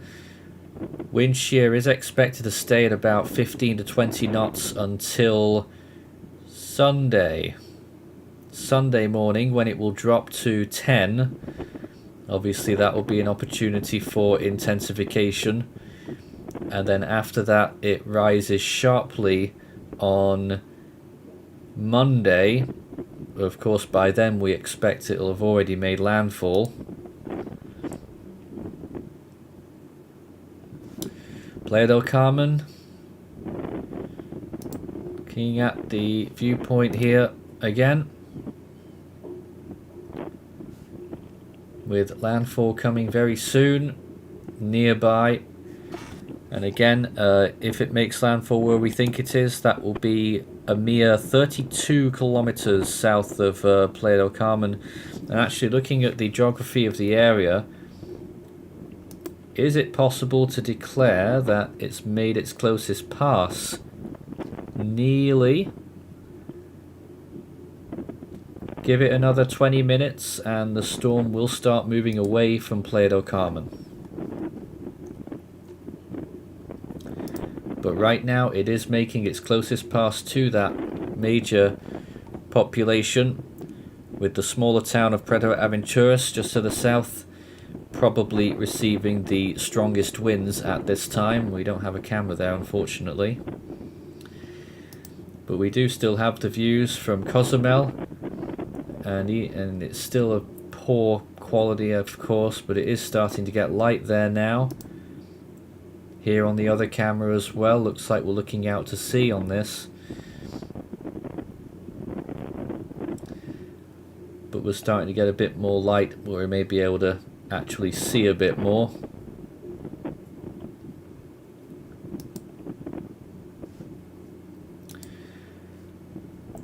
Let's see if we can get some more comments right now. It is literally about to make landfall. Elect says, has Beryl passed Cozumel? Yes.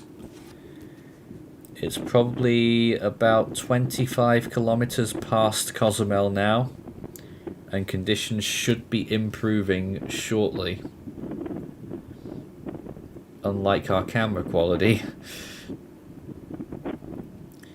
Trippy Mushroom says that it looks like it's going to be a long season for us. It probably will. Although at least we'll have a break for maybe a week after this storm. No real indications of developments in the tropics. And after that it may look as though we might get a storm in the East Pac, and the Western Pacific could liven up as well.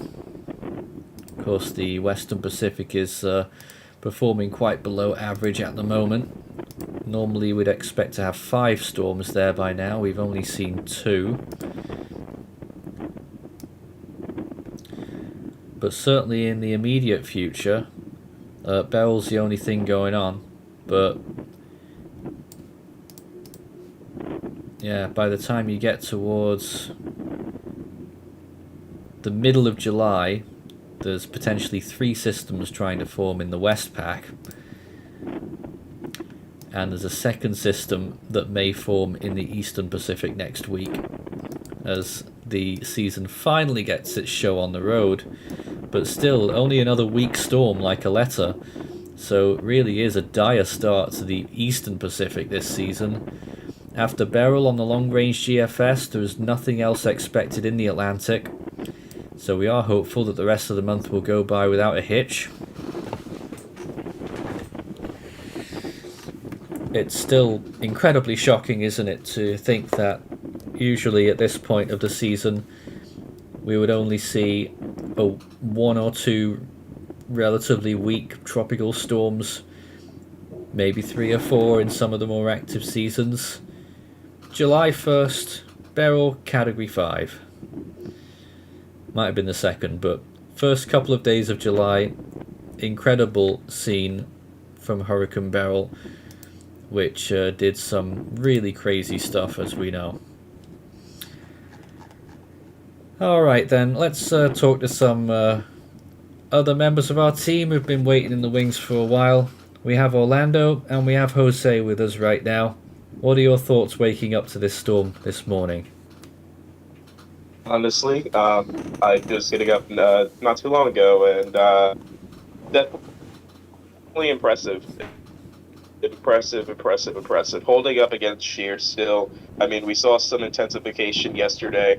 Definitely deepening and brought it back up briefly to major hurricane status, and then afterwards it started to weaken again as that shear picked up on that southern side, disrupting the core. But it's still making a very powerful landfall within the Yucatan Peninsula, and model trends have moved even more northerly, showing now at this point that a Texas landfall is almost unavoidable. We're really going to have to be watching how this storm structure is going to be looking once it exits the Yucatan Peninsula and heads into the Gulf of Mexico, where there's warm waters and low shear. So still a long journey for this storm. I think we can confirm a landfall at 10:45 a.m. UTC, which is 5:45 a.m. local time, so just a few minutes ago. We can confirm landfall 6 kilometers northeast of Acumal, which is 8 kilometers southwest of Puerto Aventuras, 29 kilometers south of Playa del Carmen. So we are declaring Hurricane Beryl making landfall here.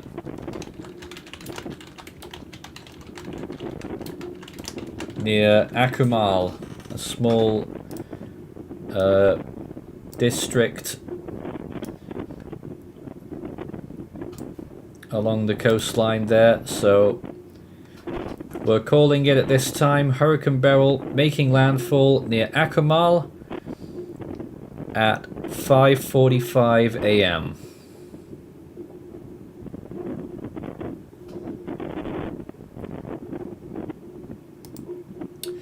Starting to get lighter at this location at Cozumel, where we've been looking at this scene for a good while now, haven't we? Still showing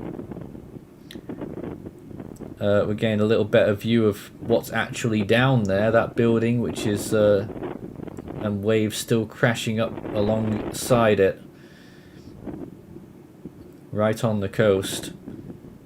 And the other camera angle, which is looking out west into the hurricane.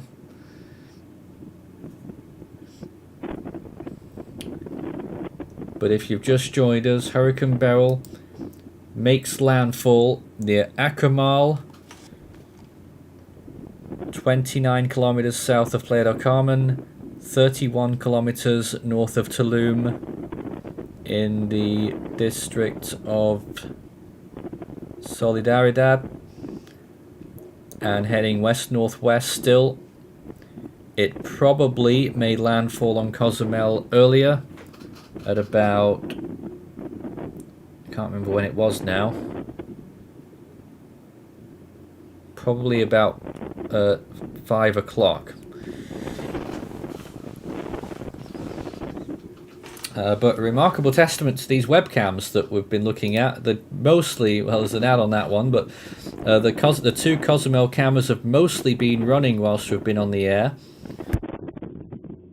with only short outages, bearing in mind that they were in the northern eyewall of the storm as it started to land. Very powerful winds probably happened here, up to 110 miles per hour. Now, Orlando, you were saying that it's been fighting off shear very well. Well, it did. Strengthened last night down to 962 millibars, became a Category 3. But right now, it does look like wind shear is finally having its way with the storm. Radar appearance looks pretty dismal. In fact, much different to what it was earlier with an eyewall collapse. Yeah, it's been modeled pretty well, and that's the reason why the National Hurricane Center expects this to be emerging back in the Gulf of Mexico as a modest to strong tropical storm rather than as a hurricane. Both the land interaction and the shear that still remains from that upper level low that's been eating away at Beryl for the last couple of days will continue to weaken the system, but once that upper level low erodes and moves into Mexico, the system gets back over warm waters, it's likely that this will begin to reintensify back into a hurricane. Don't like it. Definitely not good. And also, we've seen what storms are capable of doing given 72 hours in the Gulf of Mexico before making it to land. I cannot stress it enough that this is going to be a Gulf hurricane, so definitely be mindful of intensity changes that can happen very quickly. I'm still hopeful, Orlando. Significant capitulation of the storm on the run-up to landfall here. Then it's got to deal with land interaction until later this afternoon, evening. If this storm could weaken drastically, the National Hurricane Center pointing out in their advisory, as we've been seeing on Ensemble members for days, weaker storms tended to stay further south, stronger storms further north. If it struggles to build back strength, it could stay further south. Yeah, I personally, it's really just a wait and see game right now.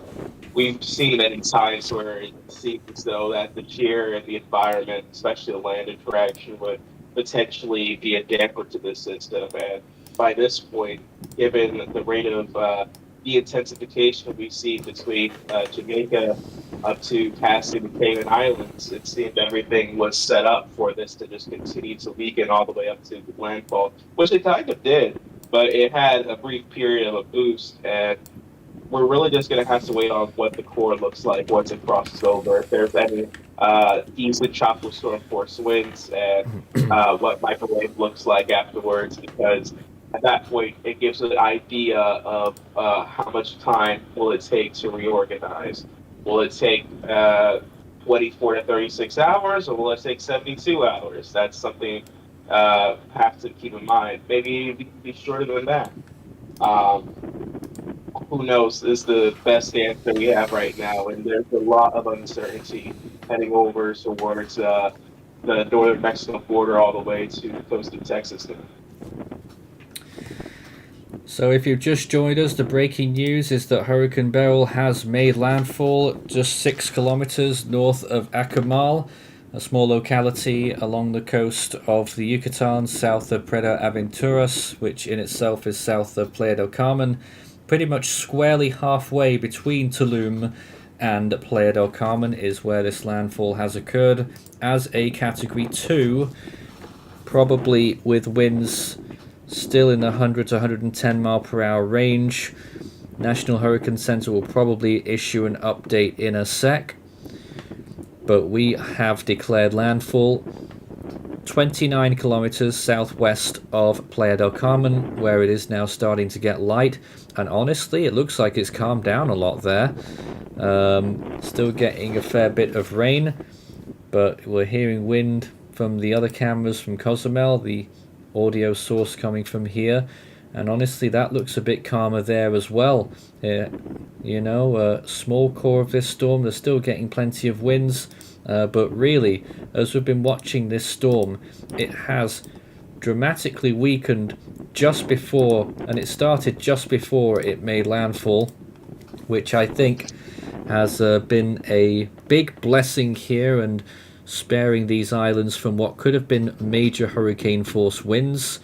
And overall, that's well, from where we were late last night when it was strengthening again and reached category 3. I think we'll take this, but still a powerful category 2 landfall as it moves west northwesterly. But the big question after this is that more extended track, and what will the storm do next? How will it affect northeastern Mexico and Texas? Jose, did you want to weigh in there?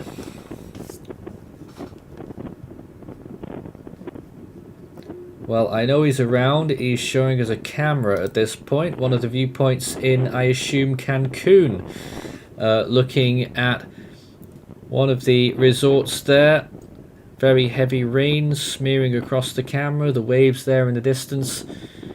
They'll probably get maybe a 3 or 4 foot storm surge potentially in this area. Maximums near the center of the storm are 6 feet.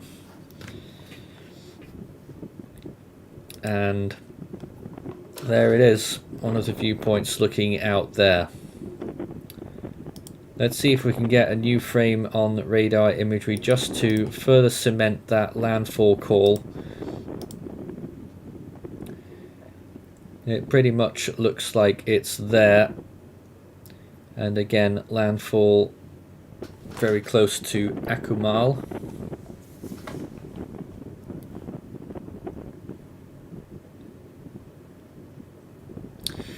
But again, as I look at this even on radar, Orlando, the northern bands still very strong, but they look like they're being swept off to the right hand side.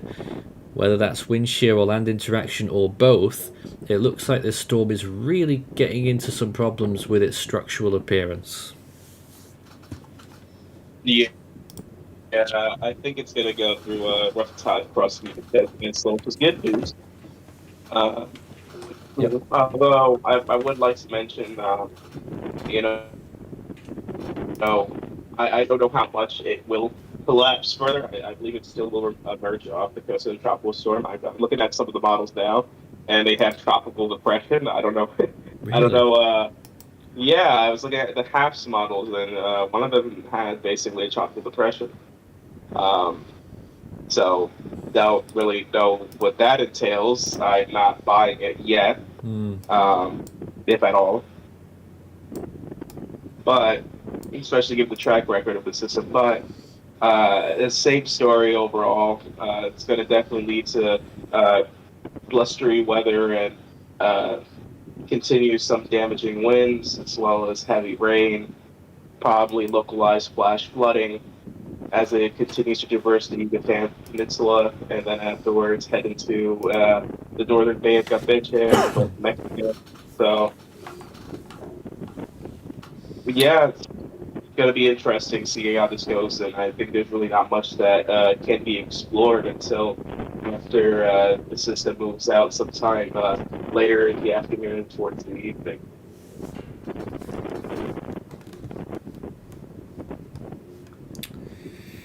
Still looking at these cameras and watching the scenes in Playa del Carmen. It is looking rather quiet there at this point. Still a fair bit of wind and times of heavy rain. We haven't seen a soul out there, which is obviously great news. They take it seriously. I think you'd be mad to be out there at 4 in the morning anyway, but of course now we're just reaching the 6 o'clock hour. And this is the viewpoint from Playa del Carmen. I expect the National Hurricane Center will issue an update statement for the landfall. So we're just standing by and to see if we get one.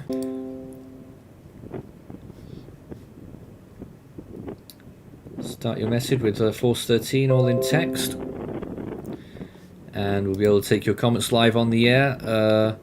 Is the Eyewall landfall its third landfall? That's a question we've received. I would say it's the second. Some might argue that Jamaica constituted a landfall. I don't even think...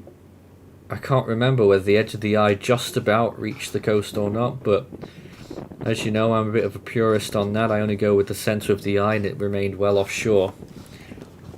But on a ground level, Jamaica got the strongest winds, so they got a direct hit. Of course, you may be thinking about Cozumel as well. I still can't tell. I think it probably did make landfall on Cozumel, so yeah, it would be number 3 with that in mind.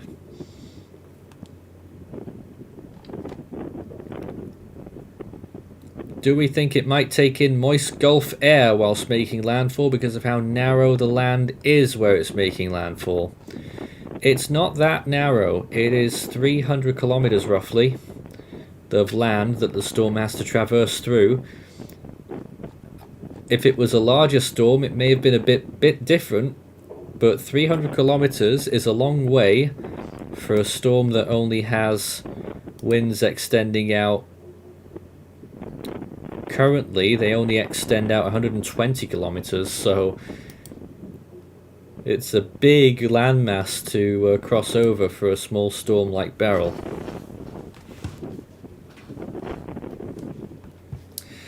Curiously, as it was making landfall, it actually looked slightly better on satellite imagery, although still very compressed on the southwest and western sides from wind shear, and still rather open on the eastern side as we watch it there on that landfall sequence satellite imagery.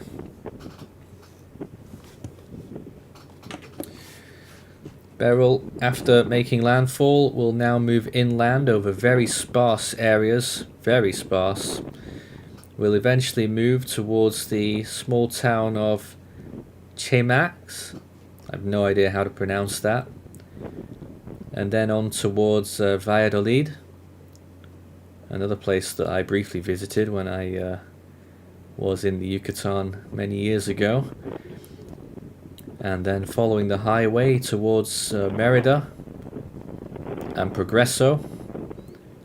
And after that, likely to move offshore later this afternoon and evening.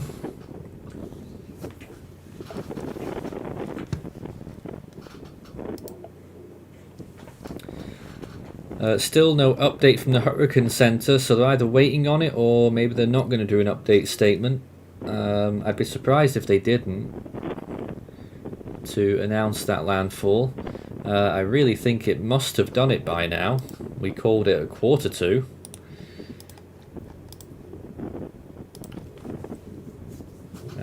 Not many new radar frames to draw upon either. That last frame there is from 10 to, well,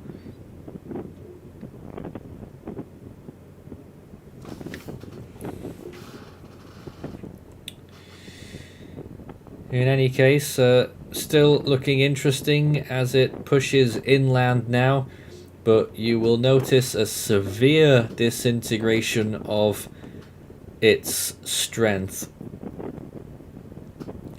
Had a much better structural appearance on its approach. As it reached Cozumel, it really started to fall apart and then made landfall. We'll take any small victory here, and it certainly is a small victory that the storm rapidly weakened as it was making landfall.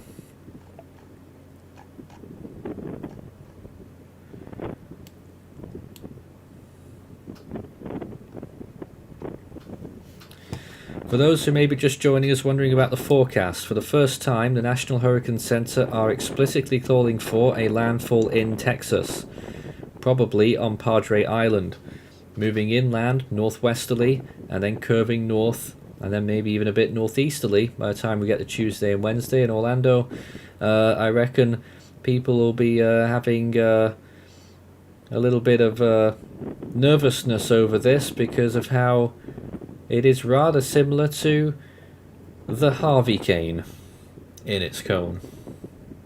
Yeah, it's definitely giving a little bit of deja vu, but also it's a lot of uncertainty, especially given the fact that basically anywhere from the Houston metro all the way back down to Brownsville are now in the cone of uncertainty. They So, also yeah. they also said on the Hurricane Center forecast earlier that they would be most likely putting out watches later today, and there's no surprise. I'm just actually going to look back at oh wow, that's amazing. I'm just looking back at Hurricane Harvey, right? I still can't fathom this. When it first developed again in the Gulf, which, by the way, the location that it first developed again is right on the southern edge of the current line for Beryl. They only forecasted a tropical storm peak. Yeah, there wasn't for two advisories. Yeah, there was just no idea of just like how intense it would get, and it was very likely. I mean, just going off of what is to be expected by a usual system for it to just peak out as a tropical storm, maybe outlier, weak hurricane.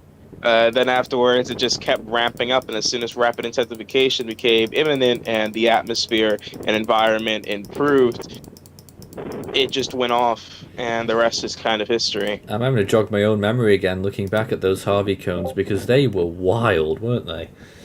Yeah, especially forecasting. Then afterwards, it was a very interesting forecast coming down to when and where it was going to stall, as well as who is going to get the heaviest amount of rain, how intense will it finally be once it reaches the Texas coast. Is it going to hit Corpus Christi directly, or is it going to end up going north, south? There was a ton of questions all the way up to landfall that went unanswered. I mean, we started to narrow things down around the I got to Corpus. interrupt you. We've got an area. update from the National Hurricane Center, and they say they are now confirming landfall on the coast of the Yucatan Peninsula, just northeast of Tulum. A weather flow station at Carrot Park recently reported sustained winds of 59 miles per hour and a wind gust of 81. And a weather flow station at Zelha Park recently reported a pressure of 980.9. Currently, they're giving it 110 miles per hour and a pressure of 975 at their advisory. And they said it made landfall just 10 kilometers northeast of Tulum, which is interesting. We went with 30, so perhaps it was a little bit further south. Let me just double check and look at some more radar imagery here. What it is showing is in continuation of this demolition of the storm's appearance. It has to be said here, there's no yellows now in that what's left of that inner eye wall. Yeah, I think it's a bit of a downward trend from here. I mean, the only possible thing that I think I could hold it is possibly some improved outflow from that upper level low, and perhaps some moisture that exists on the Yucatan Peninsula, but it's still going to be going through it. Closest camera to the main part of the storm now is at Playa del Carmen, and it is rather calm there now, considering, at least compared to earlier. There's a little bit of wind on the trees down there, but Playa del Carmen looks rather calm.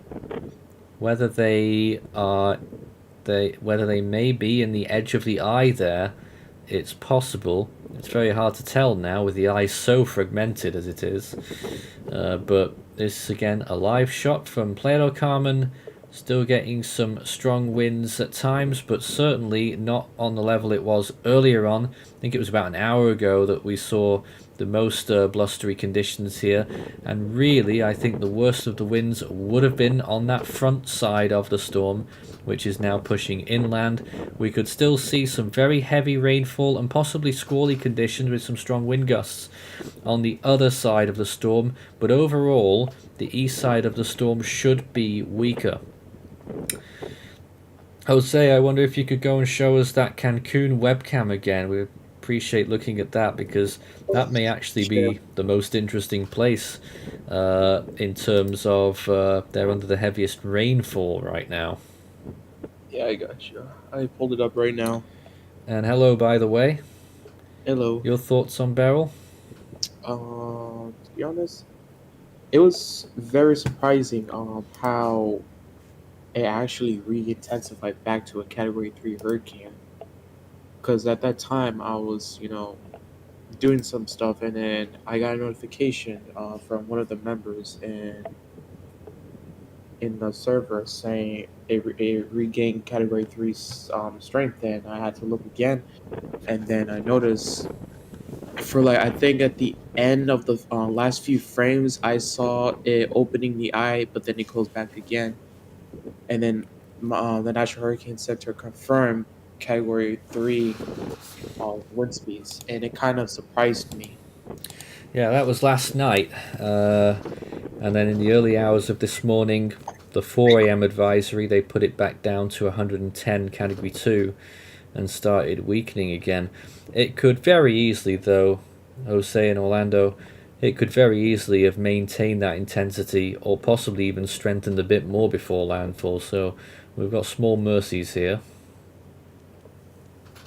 Yeah, I mean, it's very ironic that the shear actually begun to eat away at it on its closest approach after pretty much doing almost nothing to it besides just gradual weakening the last few days.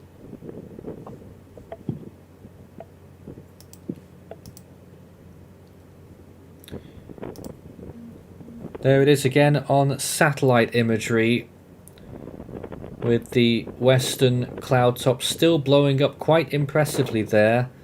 Its satellite appearance isn't that bad, although when you zoom out a bit more, it does show you how small the area around the storm is and potentially frail looking, and a big chunk of it taken out on that eastern side. It's actually got a Pac-Man appearance right now. Anyway, moving inland, and radar showing that it still contains some very heavy rainfall on that northeastern side, although the heaviest of it looks like it will be clearing the coast soon on that northeastern tip. And it's in fact out over the Yucatan Channel. Cozumel looks like they're going to get some heavier rain again shortly from what's left of these eastern bands.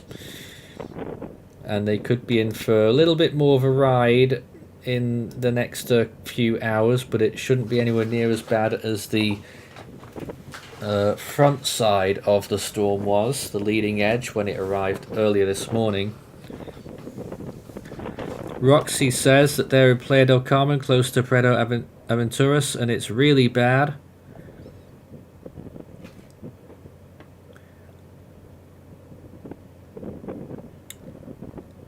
Joseph says that their Barcello resorts in Rivera, their flight is still on scheduled leave today, but travel to the airport was cancelled. Good lord. I don't know if there'll be any flights leaving today.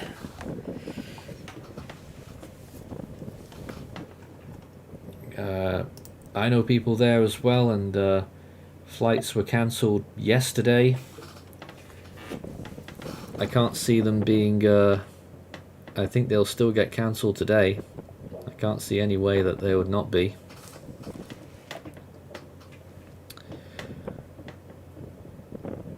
So, is it turning west or northwest then, guys? Because it's hard to tell. Satellite imagery almost shows it moving due west. Radar imagery has shown quite a bit of a northwestward movement. I would say it's moving still northwest, west-northwest. Just based off of, I think radar is more reliable off of satellite, because satellite can be somewhat deceiving. especially since the structure is not as clearly defined as it was, given how sheared it became, and now with land interaction. I wouldn't put it being moving necessarily westward. I mean, I would definitely go with Oh, no. radar over that. Yeah, it just looks like it is on satellite. It isn't, but still quite difficult to pinpoint the center on radar because its appearance has become so poor in just a very short amount of time. Wish I could celebrate, but you know how this thing goes. Well, Mike says promising signs that Beryl is breaking up, but once it hits the warmer open water of the Western Gulf, will Beryl become a raging zombie? What an interesting question. That's the way of putting it. I mean, it is going to be pretty much on the cusp of death, possibly coming off the Yucatan Peninsula. So that's a definitely way of using adjectives and descriptors. And you can see on this viewpoint here, we're just about to get our first visible satellite images of the storm as well, with our extra enhanced view where we might be able to still see some semblance of the storm's eye as it moves inland. Should be able to get our first visible frames in just a few minutes. The sound in the background comes from this camera in Cozumel, which is still getting quite a breeze. I have to say, this camera is mounted very high up. I don't know exactly what building it's on, or whether it's on a tower or something. So obviously the winds will sound exaggerated, given that it's a couple of 100 feet up in the air. But you can see those trees blowing along the coastline as well. Winds blowing across the water there in the distance, and that other camera from Cozumel, well, I thought earlier on it was hard to see at night that there was probably, I reckon there may have been a beach there, but in fact there wasn't. It is all like port area there, and you've just got waves crashing up against those buildings. So as a matter of fact, we didn't see as much of a storm surge as I thought we were seeing at the time, but we did still see very high waves crashing over that area, and still a few out there right now, trees blowing around at the bottom there, and the wind was very powerful from what we were hearing whistling around on this camera earlier. We could hear a few things clattering in the background as well, some kind of metal or something. Obviously, one of the biggest dangers in hurricanes is flying projectiles. You get something like a metal bar flying through the air, where if it gets dislodged from something, you know, it can be fatal.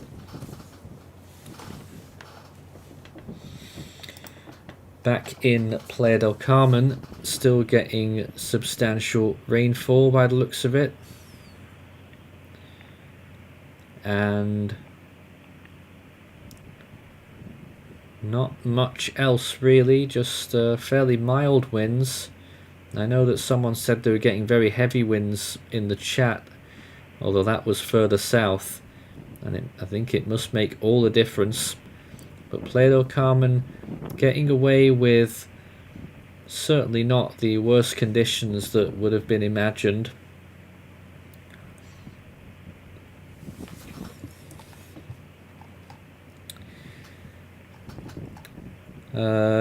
If anyone has any comments or questions for us here, feel free to send them in. We'll probably be live till the end of the hour, and then we'll wrap up, and then we'll throw you back to our automated stream. We have coverage on our automated cyclone tracker 24 hours a day,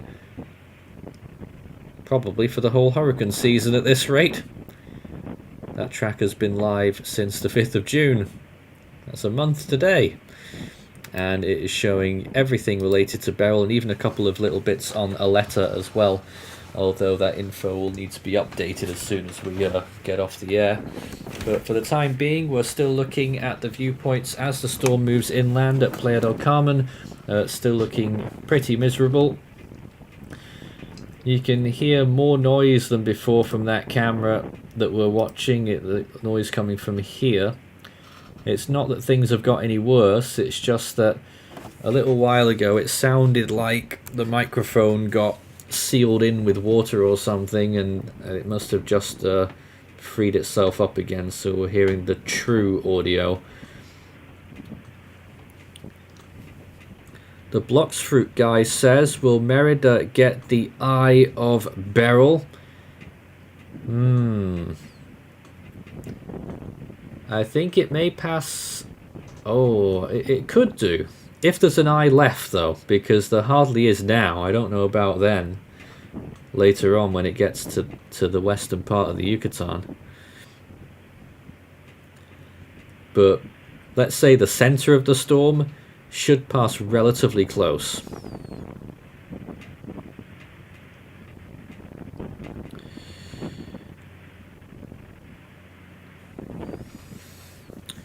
Another comment there, weather in Tulum, heavy to intense rains with strong winds 39 to 61 kilometers per hour. It's quite a range.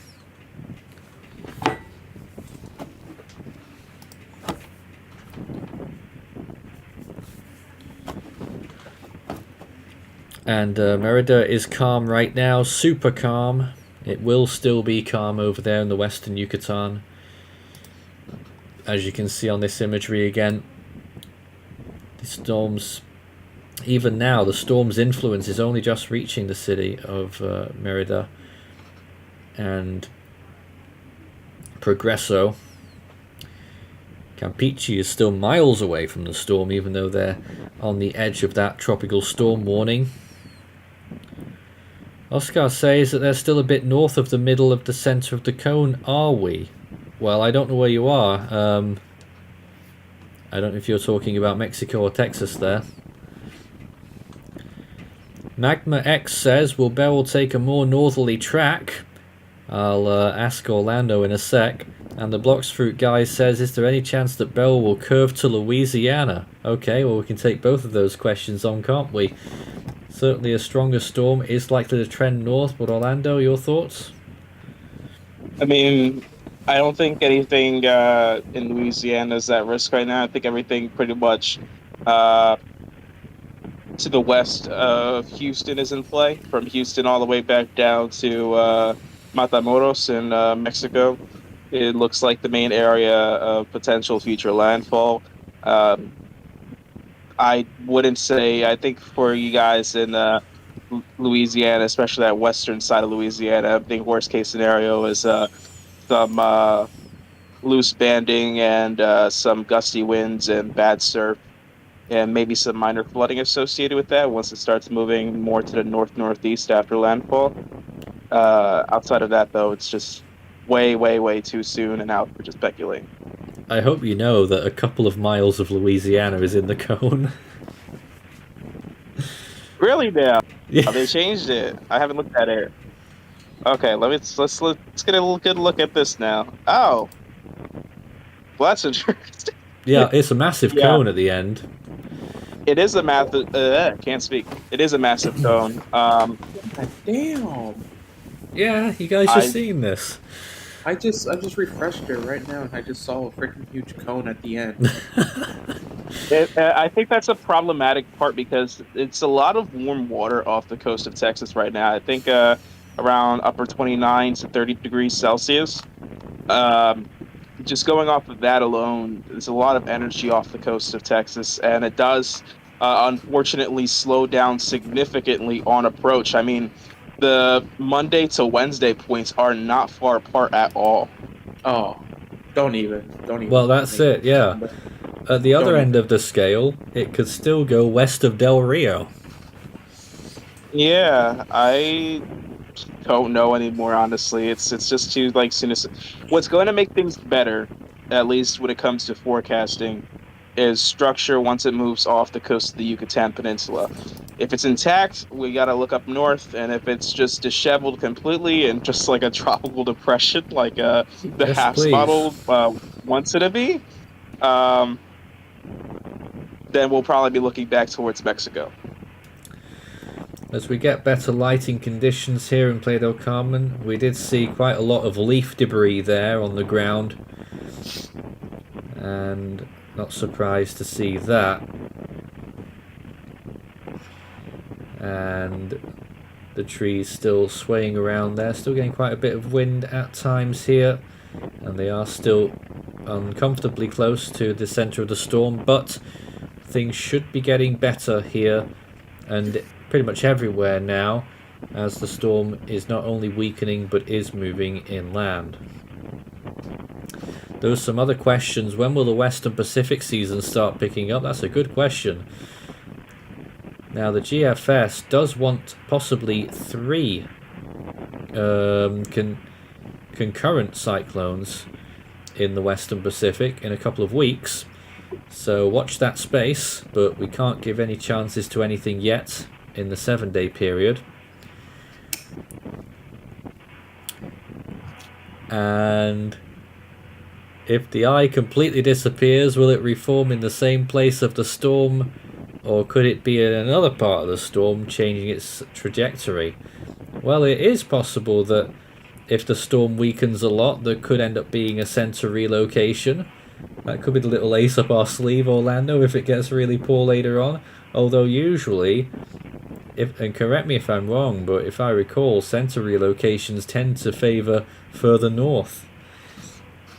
Yeah, that's usually what ends up happening.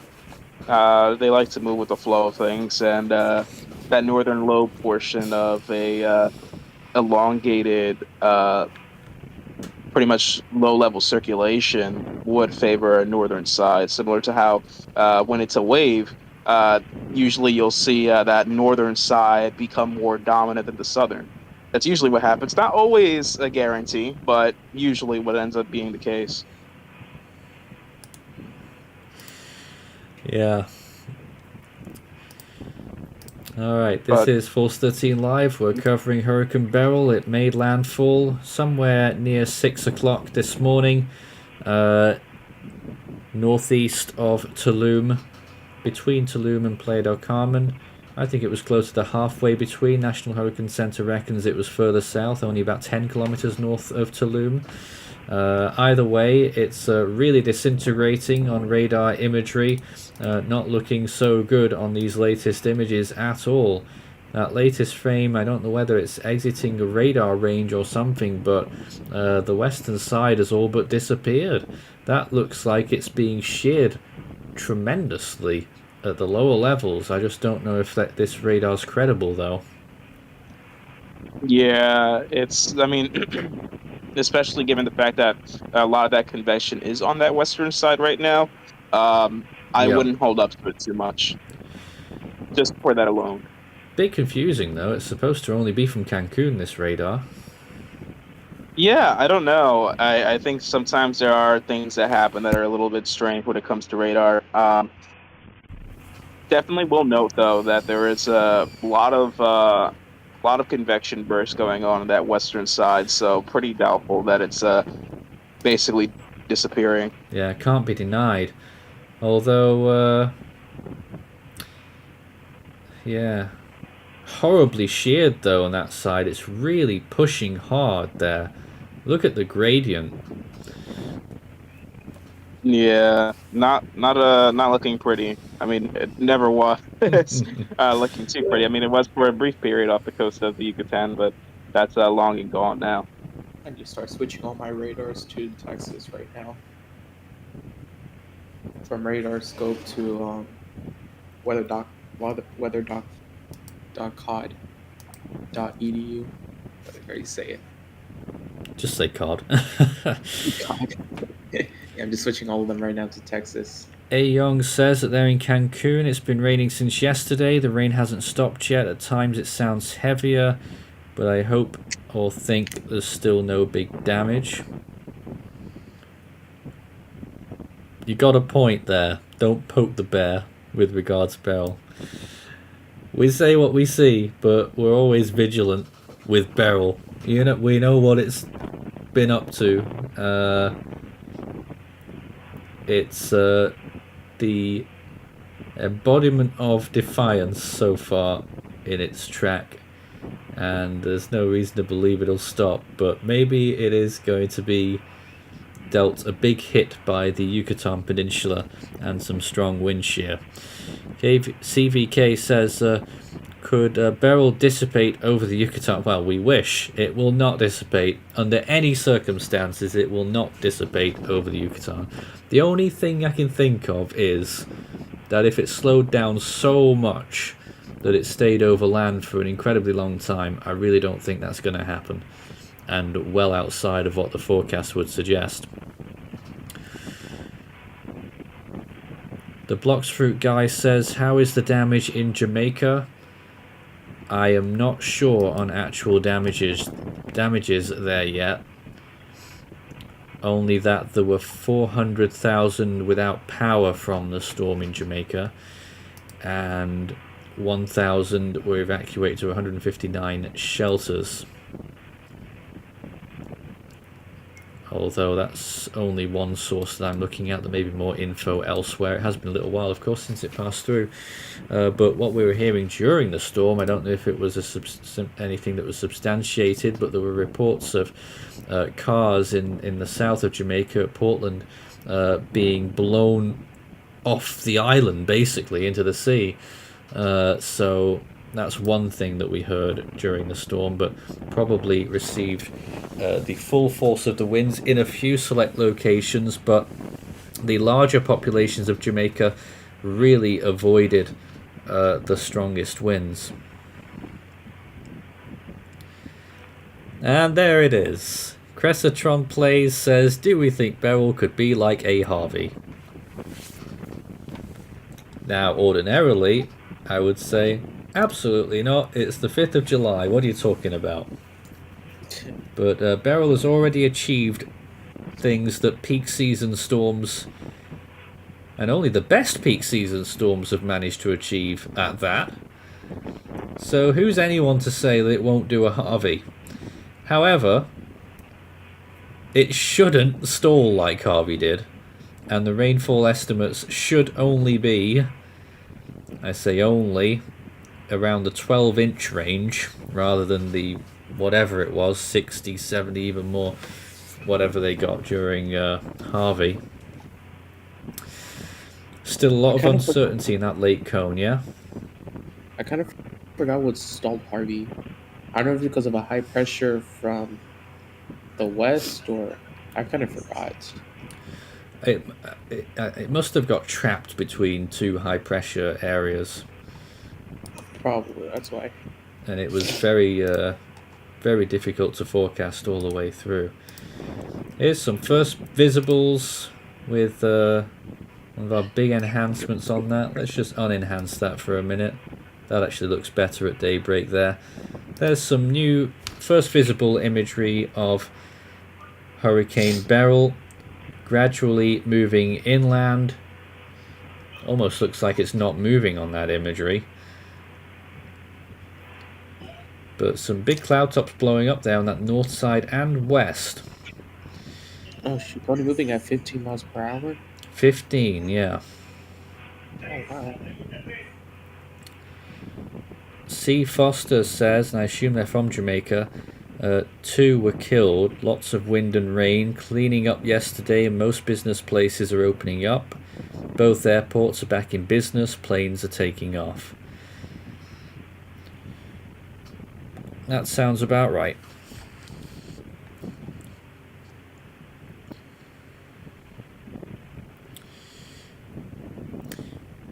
CVK says, will there be high shear in the Gulf of Mexico enough to make Beryl not more than a depression? Oh, it would be great to think that, wouldn't it? But it's not true. Wind shear will be dropping to around 15 knots over the Gulf, and for a good chunk of time there, the storm will have ample opportunity for steady, or dare I say it, even rapid intensification, depending on how its core is looking by then. Alright. A lot of people telling us not to mention Harvey, I know. Well, we don't wanna. We don't wanna. let's take a look back at Playa del Carmen and see how things are looking there. So still looking pretty dismal. Some heavy rain still by the looks of things, but in general it does look a lot calmer. I can see some lights in the distance, whether that's a vehicle out on the road there, some kind of emergency vehicle maybe, perhaps surveying any damage, although we haven't seen that much here in Playa del Carmen, certainly not within the scope of this camera, and it's struggling by the looks of things to stream, but we are still seeing heavy rainfall and blustery winds there. The viewpoints from Cozumel on these cameras that we've been looking at all morning, not much to say about this one. It doesn't look especially different. We're not seeing, obviously we can't see that much on that one, and the other camera we can see even less. It's mainly looking out to sea, and it's still looking into the hurricane there, and that's where the audio feed is coming from. We can still hear some winds, but it is looking much calmer there at this point now. And Jose is showing us the viewpoint from Cancun, showing just how much rain they're getting there. They're getting tons of rain in the Cancun area. They'll probably get a lot more rain than the landfall zone, as a matter of fact. So the rain will be displaced to the north side of the storm, and again we could see maximums here of over 6 inches, and probably more than that the way these bands are looking on radar, and those trees really swirling around, being blown around as well. So they're getting some substantial winds even up there. The waves pushing inwards, they've not breached the top of the beach, so it is still, at least at that location, not looking like a damaging storm surge. Up in Cancun it's probably only 3 or 4 feet compared to 6 feet near the landfall zone, but nonetheless a very interesting appearance in Cancun with tons of rain. We will have the National Hurricane Center's advisory, I think, at the end of this hour. I'm completely lost on where I am with hours. Yes, we will have the next advisory from the National Hurricane Center soon. And it'll be interesting to see what speed they run with, or what intensity on that next advisory. Let's look back again at the radar imagery. And it's either a glitch in the radar that is really not showing the western side of the storm very well at all, which is possible with the big convection that they're getting on that side. But either way, it looks almost like night and day since the start of this morning in how the radar appearance has deteriorated. Cancun region though still getting some really heavy rain. Playa del Carmen could get a few more bouts of it yet, you know, but it would appear as though the very strongest part of the storm, if there's anything left of it, is now moving inland and has already passed those significant population centers that we've been talking about. Later on it will be heading towards the city of Valladolid, which is centrally placed over the Yucatan. It's the nearest major location to Chichen Itza, and then further to the west towards Merida and Progreso, and then out over the Gulf of Mexico, which is where the storms expect.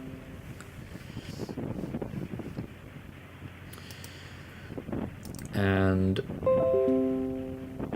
had 1 or 2 slight stream outages as well here, but we are still obviously running. Richard says, if we're getting Cat 5s in July, I shudder to think what might occur in September. This storm was highly irregular, and it was enabled mainly because of how south it was to begin with, and by how small it was. Those were the big enablers of this storm.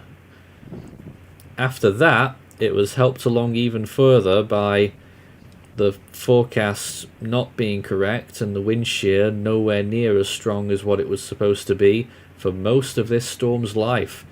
Dry air didn't have an impact either, and almost a perfect storm for Hurricane Beryl moving through the Caribbean earlier in the week. Harley says, what do we think are the odds of the icon model to be right? I'm going to get the icon model just to give everyone some context as to what we're talking about. So and I've not seen it properly yet, I've only just heard what people have been saying about it. Hopefully this works. The 6C icon model. Let's just move my screen a little bit over. There we go. 6C icon model had the storm strengthening all the way up until landfall for one. Well, that didn't happen. Then weakening. Not that much weakening, has to be said. Only 10 millibars of weakening. Not even that. Well, actually, eventually it did. 994 there. Still a high-end tropical storm. Strengthening again. Oh no, weakens again. And now it strengthens at the last minute just before reaching Texas. And many storms do that. And many storms have done that in the past. Early, mid-season especially. 974 landfall, that would be at least a Category 2. And straight through Houston.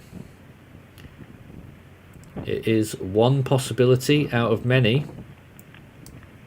GFS model. That 6C run was released about an hour ago, just over.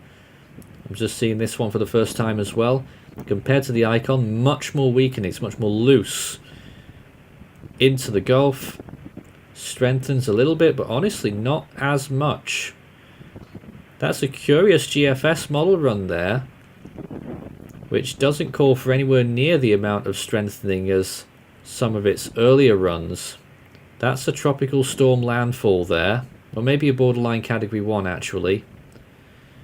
And that's very close to Corpus Christi, moving north and then northeast, dying off super quick. So the chance of prolonged rainfall there is quite low. ECMWF, this is still from the 0Z run. Still hugging the south side, but pretty much in line with the NHC forecast there. Strengthening to landfall, lower 980s, probably 979 even, Category 1 hurricane, maybe high end. ECMWF has it moving a bit more slowly across south central Texas and then northeast.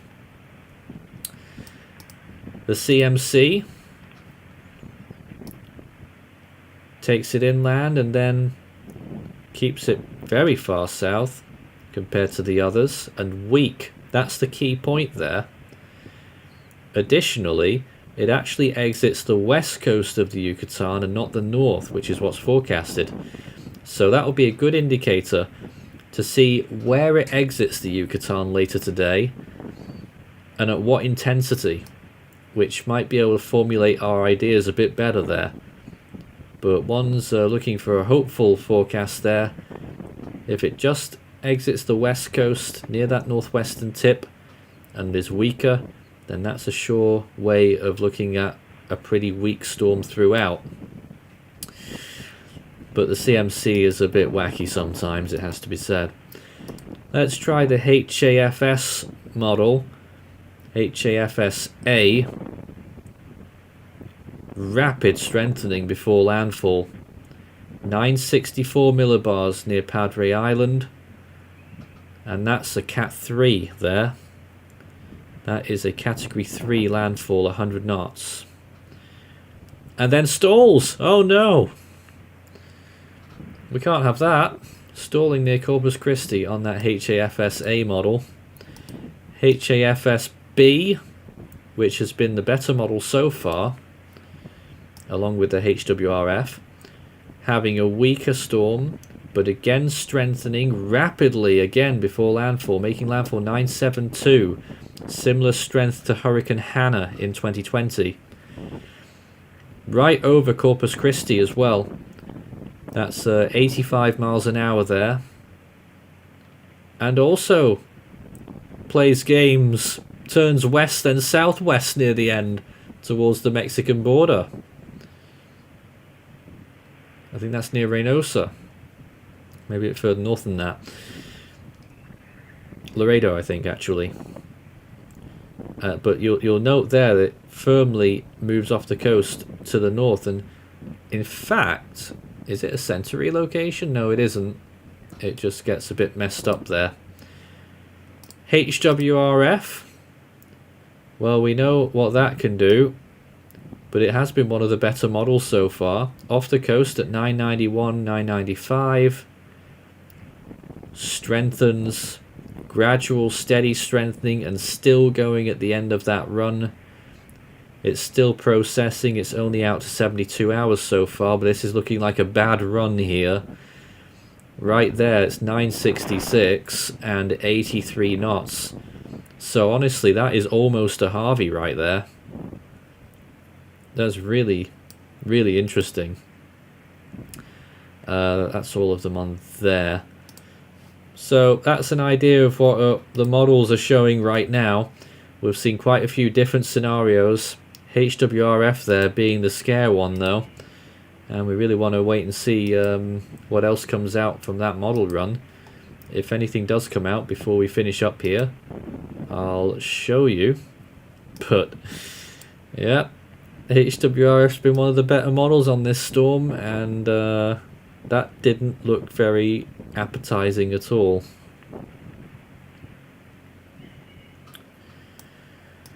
Let's see if we can take some comments right now. Start your message with Force 13 all in text. We're here for a little while longer. Obser says, good morning. And what happened to Beryl? Last night the storm was 115 and 962 with a clearing out Eyewall. Did it get sheared again? I don't actually know what happened to it. I went to bed, you see. I was there when it got to 115, and then I went to bed. And when I got up this morning before the stream, it was still 115, and as we went to air at 4 AM, it went back down to 110. When Recon were in there, they were seeing that the storm was gradually weakening, and as the last Recon plane left, they were noting that the Eyewall was collapsing. And collapse it did, because by the time it made landfall near Akumal at about 6 o'clock, there was hardly any Eyewall left. And you can see it again on this radar imagery, just how this storm has devolved in the last few hours. It is still holding on to Category 2 winds, and the latest NHC update, which isn't reflected on our graphic there, was 110 miles per hour and 975. And so far they got a pressure of 980.9 on land.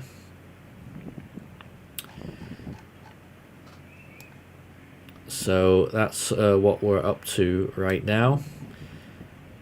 We should get a National Hurricane Center update very shortly. I think we may already have it. No, we don't. I just saw that the update statement from before had vanished, and I thought that meant that the new update was out, but it isn't yet. That will, of course, be the 7 AM Central Daylight Time update as Hurricane Beryl moves inland. No doubt they'll have it a bit weaker, but they'll only be making estimates based on satellite and radar and any ground observations. The update is out. They've put it down to 100 miles per hour and a pressure of 980 millibars. 100 miles per hour, 980 millibars. Tropical storm watch for the coast of Belize has been discontinued. All the other warnings are still in effect. Center of Beryl moving inland over the Yucatan Peninsula. Dangerous hurricane force winds, storm surge and damaging waves expected in the landfall area this morning. Rapid weakening expected as Beryl moves farther inland and crosses the Yucatan Peninsula today, but slow reintensification is expected once it moves back over the Gulf of Mexico. They've not mentioned any further observation points on this, so they have gone fully with an estimate without any ground data support. They're estimating hurricane force winds extending outwards up to 30 miles from the center, and the tropical storm force winds outwards up to 105 miles, and the estimated central pressure 980. So that is the update from the National Hurricane Center as we look back at some of these cameras. Cozumel right now, which is on the backside of the storm and still getting quite a bit of wind, but certainly not as bad as it was early hours of this morning. There's another view, still some waves crashing onto that small pier there, or dock. And looking at Playa del Carmen, how's it looking now? Again, there's some emergency vehicles nearby. Don't know what they're up to, maybe already starting cleanup or doing surveys. This camera's been messing up a little bit lately as well, which is ironic because the worst of the storm should have passed now in Playa del Carmen, but as you can see they're still getting some significant wind and lots of heavy rain. So 100 mile per hour winds now and a pressure of 980 is the new info as we look at these cameras in various parts of Mexico. And the cone obviously will stay the same, but they'll do a position update at this advisory. There it is. And they are calling for the storm to become a hurricane, and if you're seeing this for the first time, they are now calling for a hurricane landfall in South Texas, probably on Padre Island. But of course the cone is pretty wide, and even on day 5 it might still be offshore if it goes right to the very right hand edge of that cone, just about making landfall on the Louisiana border if it went all the way out that way. On the converse, it could end up south and west and still end up going further west than Del Rio, Texas.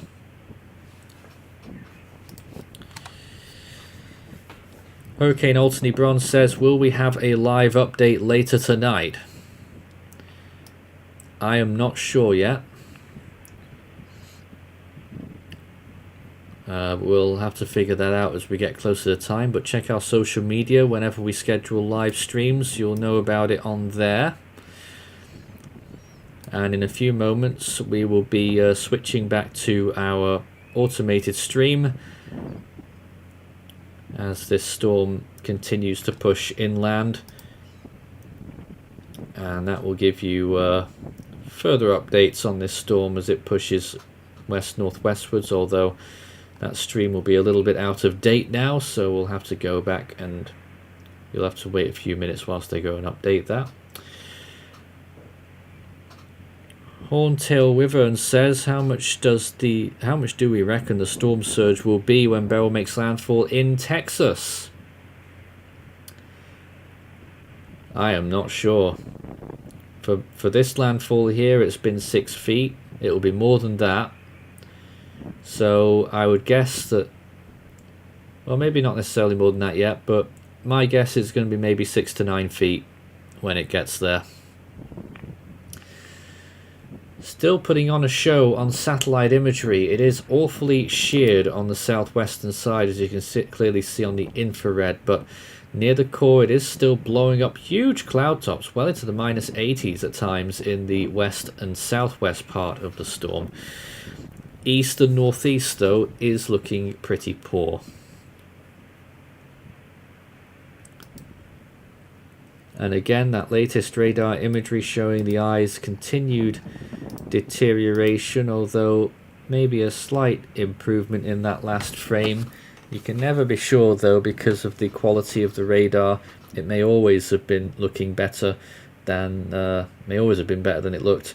But either way, moving inland right now, still getting very heavy rain in Cancun, probably heavier than closer to the eye in Playa del Carmen. As we switch back to that camera, which again is struggling, as you can clearly see. Lots of rain on the ground, probably standing water. You may have seen leaf debris here and there as well, although we're not seeing any substantial damage beyond that.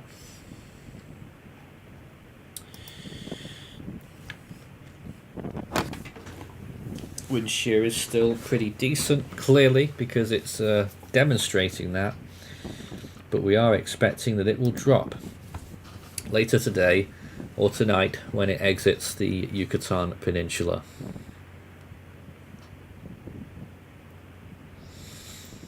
Jose wants a Tulum cam. There was one, you know. It went out at 10 to 5. We had a quick look at Tulum, and just as the western Eyewall came in at 10 to 5, it really started struggling, and then we lost it.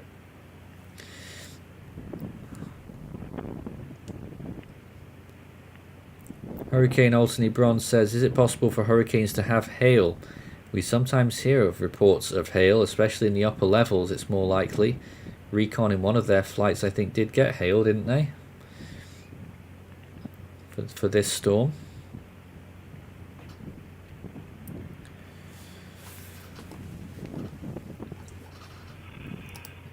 Throwing it back to these cameras in Cozumel. This is where the audio source is coming from. And it's sounding a lot more idyllic now, it has to be said, on these in the last few minutes, but still at times getting some significant wind gusts. Bearing in mind this camera is at altitude, clearly looking right down on the coastal area there, but it is looking much calmer.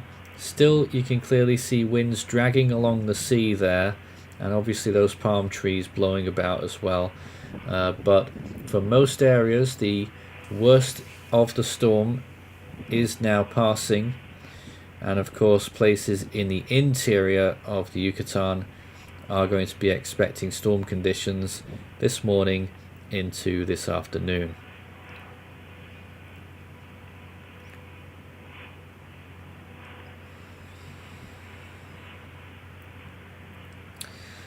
So we're going to be finishing up now. Jose, any comments that you'd like to bring up with us before we part ways? Well, guys, I got nothing really much to say, but I'm just gonna say that if anyone lives in Texaco, Texas,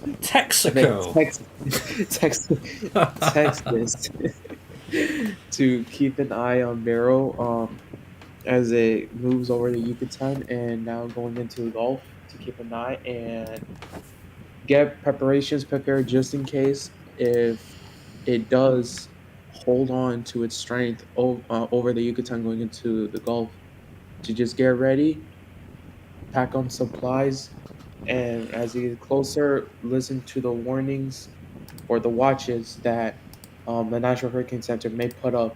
Because I don't know, Nathan, you did say that they might put up hurricane or tropical storm watches later today. They said it in their forecast discussion this morning at 4 a.m. that watches are likely to get issued later. All right. So once those are out, keep a close eye on this, because, like, again, the Gulf is very warm. So this may strengthen even more as it gets close to Texas, but we just don't know yet. We have to wait and see once it goes over to the Gulf.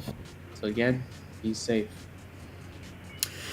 Thank you, Jose, and thanks earlier to Orlando, who was also with us on this stream. Hurricane Beryl has made landfall in the Yucatan Peninsula of Mexico. It probably grazed a landfall on the southern tip of Cozumel, and also now making landfall near Akumal, moving inland now west-northwesterly, slowing down a bit. How much will the storm collapse over the Yucatan? Let's hope it's a lot, because that means the weaker the storm is, the further south it will track, and the weaker it will ultimately be. If it goes further north, it has more water to pass over, very warm waters at that, pushing 30 degrees, and even warmer off the coast of Texas, by the way. And so there could be even scope for some rapid intensification like the HWRF is showing on the forecast. There's some new frames out on that, by the way. Let me just tell you, the latest HWRF has landfall near, where is that? It has landfall on Matagorda Island, 962 millibars and 100 miles per hour. So the strengthening actually leveled off before it made landfall on that forecast HWRF. But there was one other model that had a major landfall, 100 knots, I think the HAFS-A, on South Padre Island. That's it for now. We're going to our automated stream. Stay tuned for more updates across all Force 13 social media and our YouTube channel, with more videos and live events likely later today and obviously tomorrow and beyond. For now, have a good morning as best as possible, and Beryl is weakening for now.